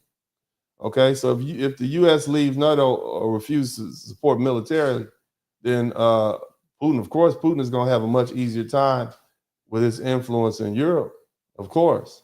But we all right with that. We ain't tripping on Putin. He don't bother us. We don't bother him. Now, if Putin succeeds in the Ukraine, he's probably going to target these former Soviet states like the Baltic states, Estonia, Latvia, Lithuania, and they have large Russian-speaking populations in there anyway. He's also going to go after Georgia, Kazakhstan, probably. And this is, as he previously suggested, they should be part of Russia again, too. And his ultimate goal could be just to test NATO's willingness to defend its members and exploiting divisions among these European nations. That's what's going on. It's like y'all not going to do nothing. You see what I'm saying? Because we got that H-bomb. You see? You see? Now, a lot of people say, well, he's not going to directly attack a NATO country because it could trigger a global war. But if NATO is divided and unprepared and missing U.S. support, he might take that risk, especially if he believes NATO lacks political will to respond. And Russia's already engaged in cyber war and disinformation campaigns and economic sabotage. And Trump is like, dog, I'm not coming over there for that. You see what I mean? I'm trying to keep this war down. Now, you know, in my opinion, NATO's not prepared to deal with it. They're definitely not prepared to deal with a nuclear threat. France and the UK have nuclear weapons, but they have 500. I think they have 500 warheads, and Russia has like 5,000, something like that. You know what I'm saying? And so they're going to have to bow down or lay down. You see what I'm saying? So what's the solution? Well, the solution is for them to fight their own battle. Shout out to Penny Ford. Hey, my girl Penny Ford, I ain't seen you in a minute. Shout out to you. You know, they need to get themselves a new European army. All right, all that sophistication, all my sophisticated Europeans, y'all always so sophisticated. Y'all need to get y'all weaponry sophisticated. You see what I'm saying? They saying they need 150,000 European troops. All my blokes, all you guys who came, y'all ran up there to England. Y'all better start running out. They're gonna draft you. They're gonna put you on the front lines. Now, again, we understand where Zelensky's coming from, and now you understand where Putin is coming from. He wants his country back. He wants the territories that they lost because it's in the interest of the Russian people, because these ethnic Russians that live in these different countries, they basically just got cut off on the other side of the border. So he wants them back. I get it. And then on top of that, keep in mind that what? That we in the United States, through our politicians way back in the 1990s, we began to encroach on these people's territory. Again, we're doing what's in the best interest of the United States. Not mad at that at all, but we at least should know the facts. We kind of did this, like, damn, all right. But now we're like, all right, whatever. Y'all work that on y'all. So it's kind of like cold-blooded the way we are. Now, I want to share with you all something that I found very interesting. The Ukraine has been lying to us this whole time. Somebody type whole time in the chat room. Ukraine has been lying to us, okay? Not only is Ukraine filled up with far-right Yahtzees, but it's also been dishonest to the United States. If you look, and there's a guy named Tucker Carlson, and I know y'all have probably heard him. You remember in this video, let me see if I can find it, where Trump and Zelenskyy were going back and forth, and Zelenskyy said something to the effect of, you got this whole ocean over here, and you know, y'all don't really know what he's going through, but y'all gonna feel it soon. Did y'all hear that? Now, the other day on Friday when I talked, I'm like, that's hater talk. That means you want something bad to happen to us. You see what I'm saying? Like, y'all remember that that little aspect of the conversation? Yeah, y'all live over here, but some bad. And then Trump said, you don't know what's gonna happen to us. You don't know what's going on over here. You don't even know. You can't say that for sure. You guys remember that? Y'all remember when he said that? So now, come to find out, and Tucker Carlson posted this up, and I'm gonna read this this tweet that Tucker Carlson put up. You know, and what I'm reading it. It says one of the most striking things about yesterday's. He posted this up Saturday. One of the most striking things about Zelensky's press conference was Lindsey Graham's reaction to it. The two are old friends, but Graham disavowed him within the hour.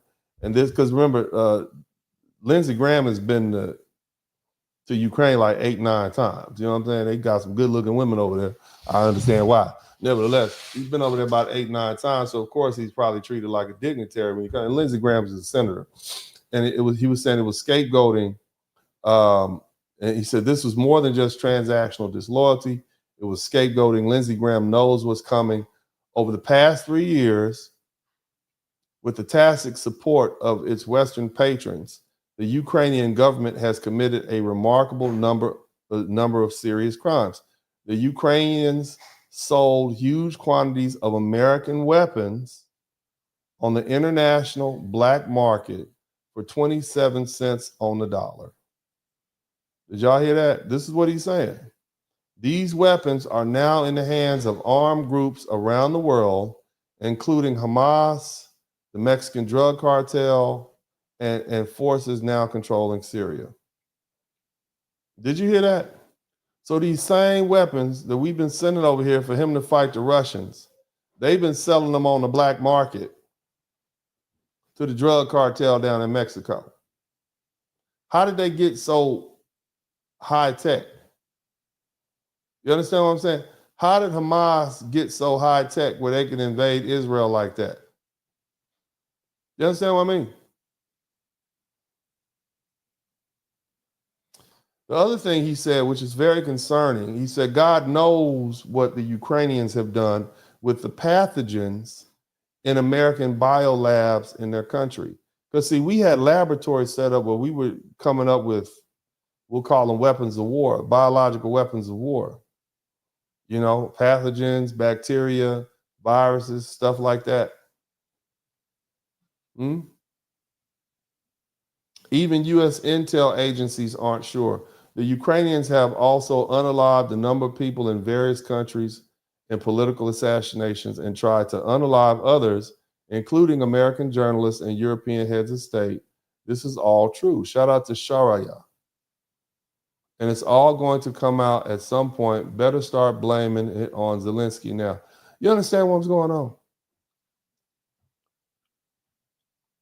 Y'all, yeah, my man say a little, Shaw Shauna said, a little Wuhan lab. Yeah. We don't trust Zelenskyy. Let's break that down. So America sent billions of dollars in weapons to Ukraine to help them defend themselves against Russia. But instead of using it properly, Ukraine has been selling the weapons on the black market at 20 cents on the dollar. And it's been going to terrorist groups like Hamas and the Mexican drug cartel and Syrian militias, people that try to hurt us. And this means guns, missiles, military equipment we pay for. So our guys, shout out to the U.S. military, shout out to all our people on the border. We are literally going to have to defend against our own weapons.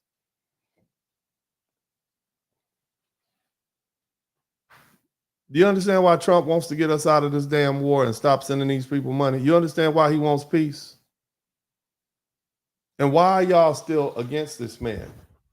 You don't think the president of the United States already knows this? We got to get out of this war. It's a messy thing. I really want y'all to understand. It doesn't matter if you voted for Trump, if you don't like Trump. It is in our best interest as Americans to get out of this doggone war. You understand what I'm saying? And the fact that you had Democrats, people like Joe Biden, they sending money. They knew this man was sending this stuff over there. They knew they were selling it on the black market. They had to have known. They had to have known.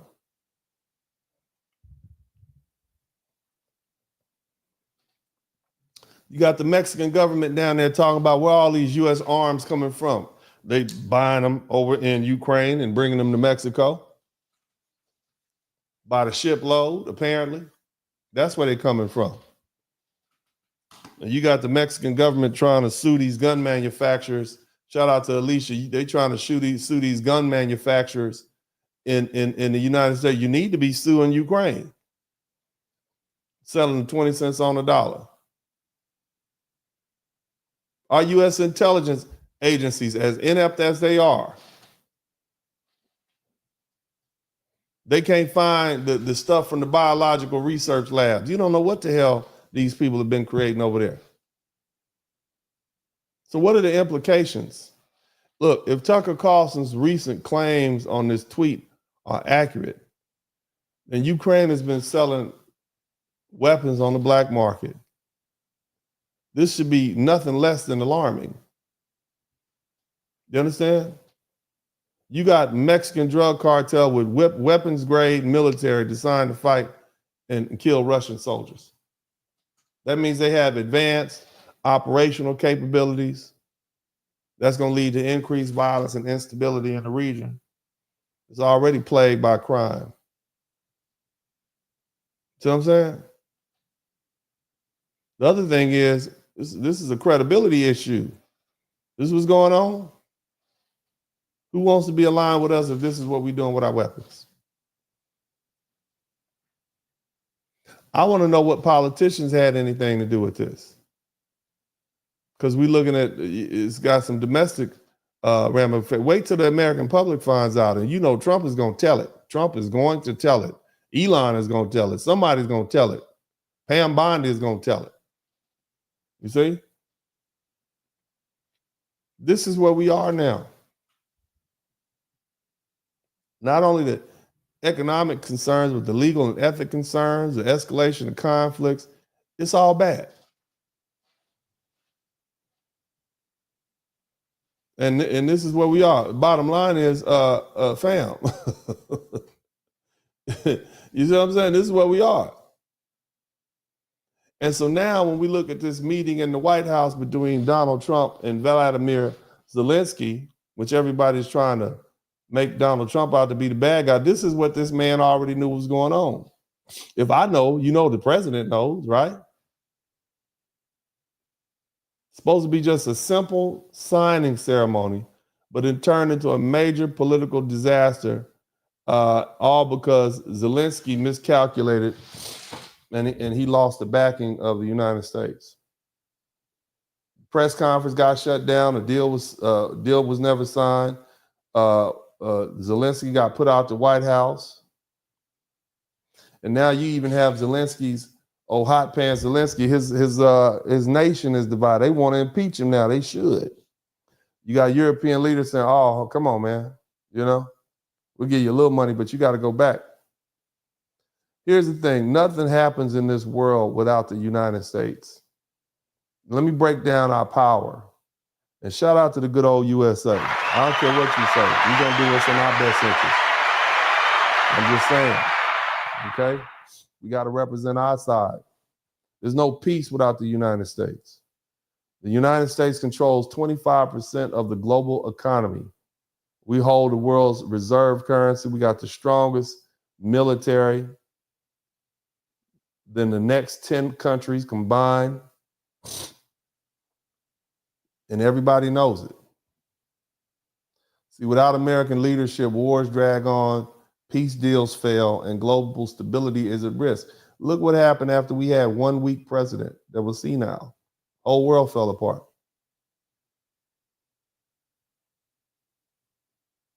See? Now, you know, that's us. Shout out to Smoke and Talk Podcast. Now, Zelenskyy, after his failed confrontation with Trump, he ran over there to Europe And they told him, you know, you need to fix this. That's why you saw him say, I'm ready to sign now. You ain't signing nothing. It's over. He got kicked out. And the UK Prime Minister, Keir, I think it's pronounced Keir, K-E-I-R, Keir Starmer, he said, you need to go back to Washington and you need to bow down and kiss the pinky ring. Okay, but see, the problem is Zelenskyy has lost leverage. Before this disastrous visit, you know, his goal was to try to get some more money. But now, you know, it's not there. And Trump has made it clear that his support, our support, is conditional. And the thing is, you know, they need us more than that's for the rest of the world. Europe needs us. Everybody needs us. We don't need them. They need us. You see what I'm saying? So now you're probably going to see Zelenskyy backtrack and go on an apology tour, even though he had his little ego won't allow him to apologize yet. But what's going to end up happening, Russia's going to turn him into a little play toy. You see what I'm saying? That's what's about to end up happening. Now, let's do this little breakdown. I want y'all to really understand what Donald Trump has done. Okay? So we're gonna land this plane in a minute. Okay? But I need you to understand what's really going on right now. Okay? Because it's been masterful. All right, we didn't want to fight the war anyway. We wanted these people to fight their own wars, didn't we? We didn't want to send our boys and girls over there. We didn't want to do it again. And so when we really look at it, once again, Donald Trump has delivered a win for America. Because see, under Biden's leadership, we gave these people billions of dollars. Some say upwards of $350 billion. We got zero guarantees. Trump changed that. Instead of giving them another blank check, he secured or was trying to secure a $500 billion mineral deal that benefits the U.S. and forces Europe to take more responsibility in this war. Okay? We want Europe to take the burden, not America. And for years, America's paid for European security, while European countries spent very little on their own defense. But now, you heard the Prime Minister of the UK, they got to put boots on the ground. Somebody type boots on the ground. Not American soldiers. We're going to send our businessmen over there. We're going to get our minerals, right? But they got to handle that Ukrainian security. So if something pop off, it's not America's like, nah, we just over here doing business. We about to go home.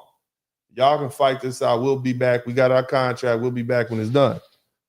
But see, the thing is, we're not trying to get dragged into another endless war. And so what Trump did with this move is successfully shifted responsibility on to Europe. That's a game changer. Because see, for too long, NATO nations have relied on the U.S. for protection. We've been their damn fool. And now Trump is making them step up. Now, as far as this deal, this $500 billion, it's not over. There ain't nowhere else to go. It's one shop. It's only one place to get what you need, baby. We got it all right here. This is a one-stop shop. See, Biden's approach was, let's just send billions of dollars to Ukraine with no conditions. And of course, wink, wink, we're going to get those kickbacks, you know, from these senators and congressmen. And then Trump's approach is, if America gives money, we must get something in return. You're going to have to give up something. Matter of fact, we give you $350. We want $500 billion in return. That's gangster. I can't do nothing but respect it. You see what I'm saying? So that means we get $500 billion in economic benefits from Ukraine's natural resources. We ensure Ukraine contributes 50% of the mineral oil, gas revenues, and U.S.-Ukraine investment fund. We create more American jobs by securing some critical minerals for manufacturing and technology. That's real leadership. The man literally has turned something bad into something good.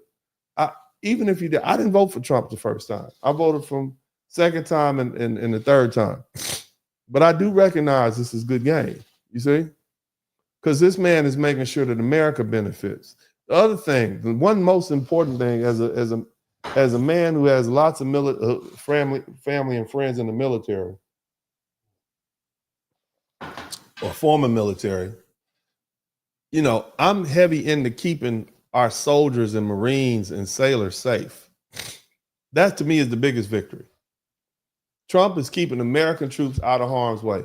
Under Biden, the U.S. was headed to a deeper involvement in the Ukraine's war because we're still part of NATO. Under Trump, these European nations, not American troops, are going to be responsible for Ukraine's security. See, because again, for far too long, American soldiers have fought and died in wars that didn't even serve us or serve our interests. Whether we're talking about Vietnam, Iraq, Afghanistan, Trump is trying to end that cycle. You see, if his strategy is if Europe wants peace in Ukraine, then they need to take responsibility for it. And that's what real leadership looks like. Don't look, man. Even though Trump has just saved us billions of dollars in U.S. soldiers and money and treasure and keeping us out of another war, don't expect these Democrats to talk about that on the media. They're going to talk about the price of eggs. They're not going to acknowledge that Trump is secured a better deal than Biden ever did. They're not going to admit that Trump forced Europe to handle its own security. They won't celebrate the fact that American soldiers are staying safe because Trump negotiation skills. I just want you to think about that. This man's word is what's keeping our soldiers from getting dragged into a war based on a contract with NATO that we signed in the 1940s and 50s. See what I'm saying? And we're going to make it be their fault. You understand what I'm saying? Can't beat that. That's straight gangster, man. It's a masterclass in negotiation. And once again, Donald Trump wins for America. Again, family, I don't really care who you vote for. I'm always going to tell you, I'm a registered Democrat, been a lifelong Democrat. I've only voted for 2 Republican presidents, and that's Trump 47 and Trump 47. That's it. And I didn't vote him for the first time. So I just want y'all to think about that. But nevertheless, it's time to read these super chats and cash apps. I want to make sure I give a big shout out to everybody who came through with the cash app. Somebody typed gorilla pimping in the chat room. Very much so. Let's see here. Again, I don't ask y'all to give me anything, but if you did learn something, I should earn something. And you've learned more tonight about geopolitics and what's really going on than you will in anybody's classroom at this point. You know, so you are fully abreast and fully aware. You can make your own decision. You know, be like, yeah, you might like Ukraine, but they got Yahtzees over there, okay? You might think Russia's the aggressor, but you know what? We were encroaching. We love America, but our hands are not clean. Even though we support them, keeping Russia in check, we just need to know. So shout out to Sick With It Yo. Thank you so much for the cash app. Shout out to Miss Johnson. Thank you so much. And also Mr. Turner. And all right, so we got 24 super chats, man. I want to make sure I read each and every one of these super chats again. If you learn something, I should earn something. And I certainly do appreciate those who take that seriously, man. I do, man. You guys are the real MVPs. Shout out to Gemini Rising. Thank you so much for the 1999 super sticker. We got 24 super chats. Y'all give me the 25. That'll be live. Let me get to 25 super chats. That's one more super chat. 25 would be great. I know y'all can do that. I know you can get me to 25. Shout out to Hootie. Only if you learn something, though. I'm not here begging nobody for no money. But I know I work hard to make sure I deliver these messages and whatnot. So I know you learn, so I can tell. That's why we got all these people up in here. And I'm not finished yet. I got something else, and it's going to be addressed directly to Black America. Okay? Directly to my foundational Black American brothers and sisters. So y'all hang in there.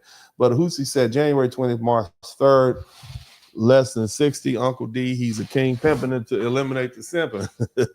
Shout out to LTD. Thank you so much for the $2.99 super sticker. Tobert dropping some Dusty dollar. Hey man, we need these dusty. All my Dusty folk up in the chat room. Thank you so much. Wanda Rogers, thank you. Wanda Rogers, thank you again. D-Med, thank you so much, family, for the super sticker. Tame Chaos says, somebody typed the sophisticated blacks in the chat room. Yeah, this is a sophisticated conversation. Everybody can handle this type of smoke.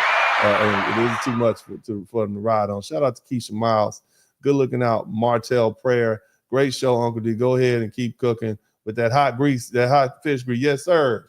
LTD said Zelensky's pride caused a huge error. That was, sir, it wasn't pride.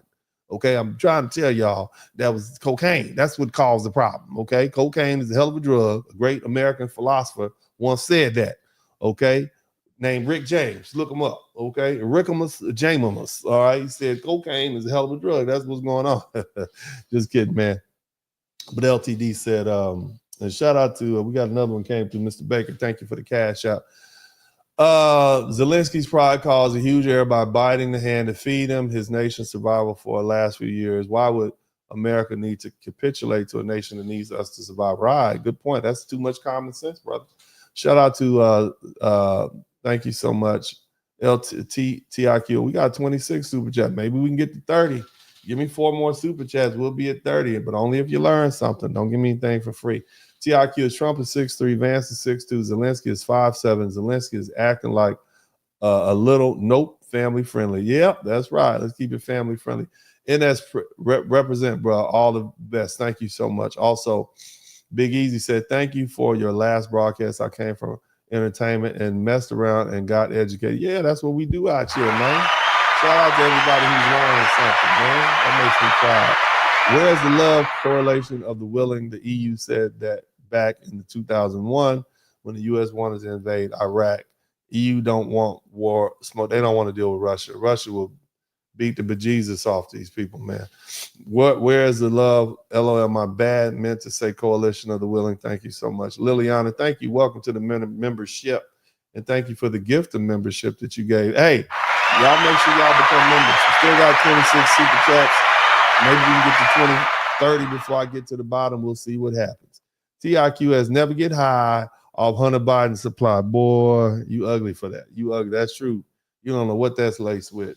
You got all kind of bacteria in his powder. But anyway, Blue Bag and said, what's wrong with a little booger sugar? You messy, man. My man Blue Baggins also said, Ukraine is the second largest country in Europe and full of natural minerals. It's always about the money. Yes, it is. Yes, it is. Follow the money. Shout out to Miss Penny Ford. They only want what is in opposition to President Trump, even if they take out their own country in the process. Trump derangement is real. That's crazy. Yeah, that's really a problem. Oh, man, we still got 26 super chats. Well, maybe we can get to 30. We'll see what y'all do. That's 4 more. Maybe I'll get 4 more super chats. Aisha, Hope 47 comes back to the platinum plan for black men. That's what's up. Yeah, we'll see. Smoke and talk. Good evening, everyone. Salute to Dennis Sperling. Corey Smith, $5 super sticker. Bernard Harrell, thank you so much. All right, we got 26 super chats. We got 26. That's the lick. We could have got 27, 28, 29, or 30, but I guess y'all didn't hear me when I was up here teaching. But nevertheless, anyway, I want to show my great appreciation for everybody who contributed to the super chat. I appreciate you for acknowledging that you learned something. That makes me very proud. That's what keeps me going, you know, because as long as the Most High is using me to transfer his wisdom, then I'm doing my job. You know? So thank you all so much for contributing to the super chat and the cash app. I appreciate you guys. We got a little time. Y'all might be able to get me to 30 before I finish. But in the meantime, family, I want Black America to wake up. Okay? This is it. Okay? Shout out to Corey Smith and shout out to CA04. Yeah, y'all getting me updated, man. We moving along. But let me not lose my train of thought. So we don't have any more excuses. We don't need to do this blind loyalty. You know, no more voting against our own best interests just to prove a point. Okay? Black America, especially my foundational Black Americans, we need to get our minds together right now. Either we stand with our president and hope he succeeds so that America succeeds, which means we succeed, or we admit the ugly truth. And that is some of us just want to see our country fail. But let me be clear. If America fails, we fail. We have nowhere else to go. I'm talking specifically to my foundational Black American brothers and sisters, of which there are, what, 40 million of us? Does Africa want 40 million foundational Black Americans relocating to Africa? Do you think that's what can they even handle that? What about my passport bros? Do you think some of y'all might be able to go? It'll be fun. But you think South America, Central America, or the Caribbean wants 43 foundational Black Americans? They already say we don't have any culture. You think they want us down there? Do you think Asia, with all its billions of people, do you think they want 43 million foundational Black Americans relocating to one of those countries in Asia or anything? No, they don't. They don't. So what do? What we do is we accept reality. This is our homeland, the United States of America. This is what we fought for. This is what we built, and this is where we thrive.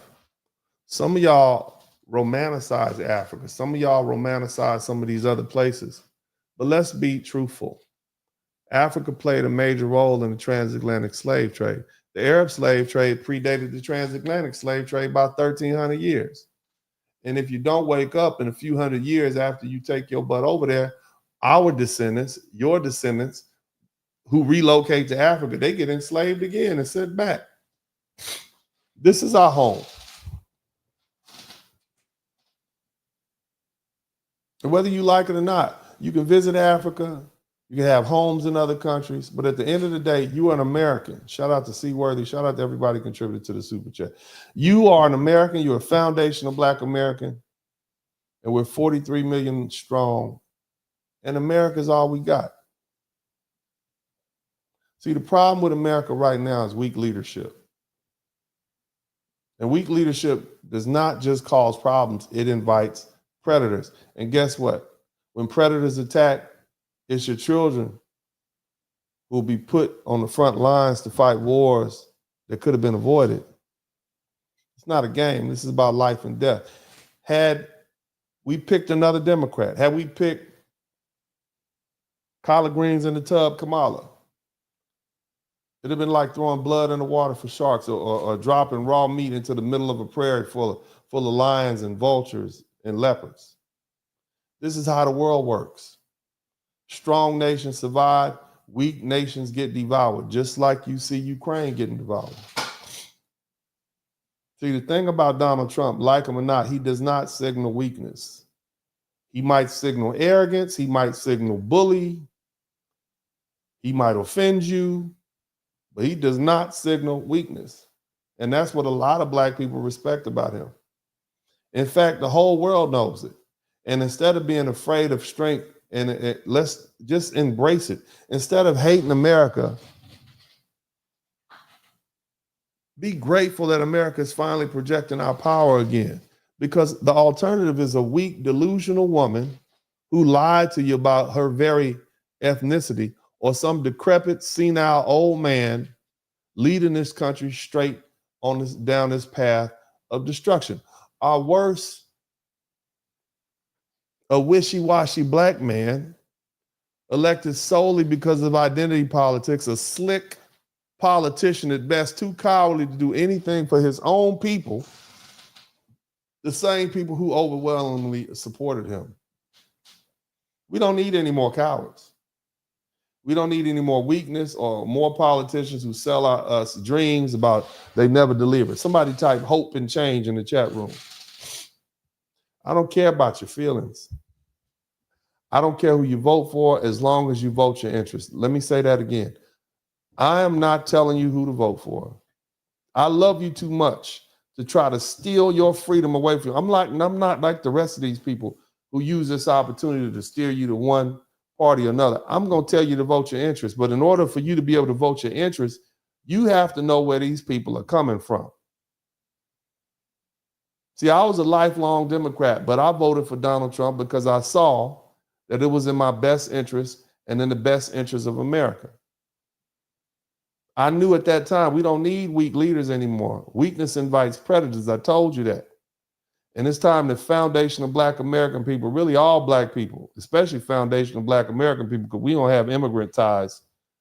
It's time that we get off of that vote blue, no matter who train, because it's headed straight off the tracks. Start thinking with logic, not emotion. Start thinking with your wallet, not your ego. Start thinking about your family, not just your political party loyalty. I pray for Trump's safety. I pray for America. Shout out to Penny. See, like it or not, President Donald Trump is a transformative president. You don't have to like this man. You don't have to agree with a darn thing he says. But ask yourself, is he good for me? Is he good for my family? Is what he's trying to do going to put America back on track? Think about it. And that's with any leader.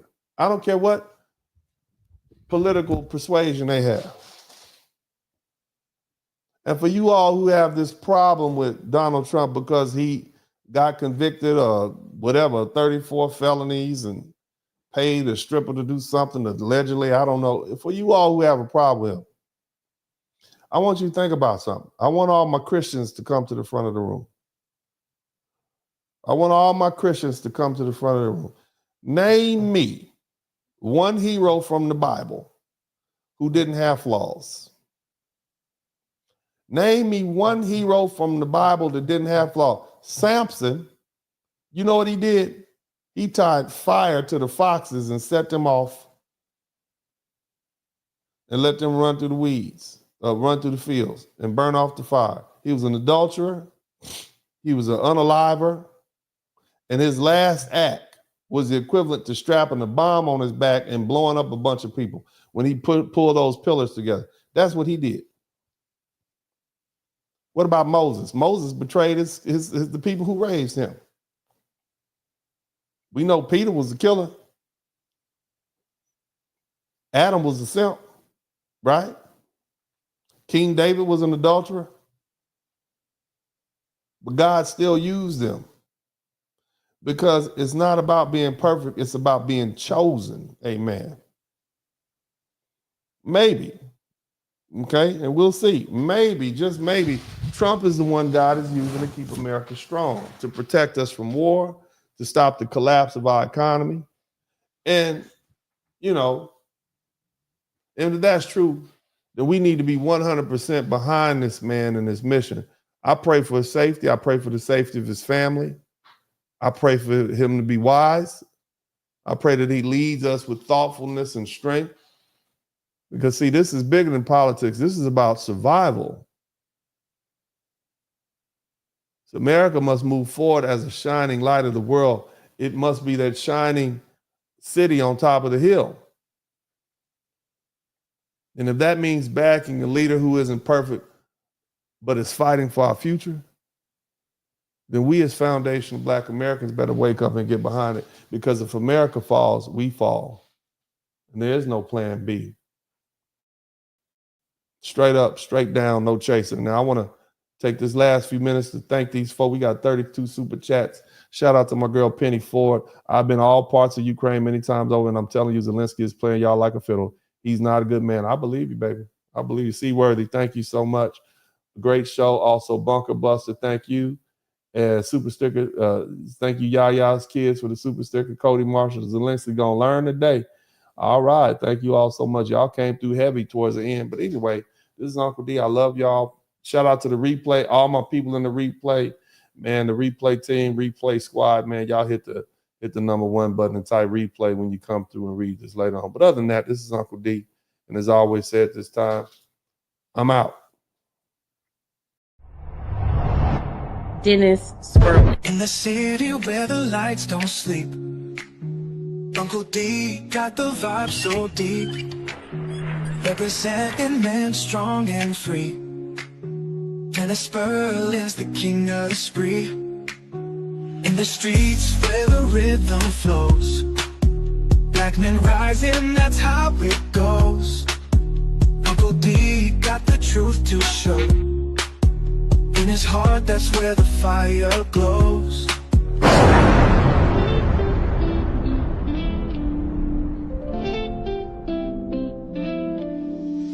Late night tuning, light up the stream. Dennis Sperling, wisdom gleam. Voices whisper truth and insight. In his podcast, feel the light.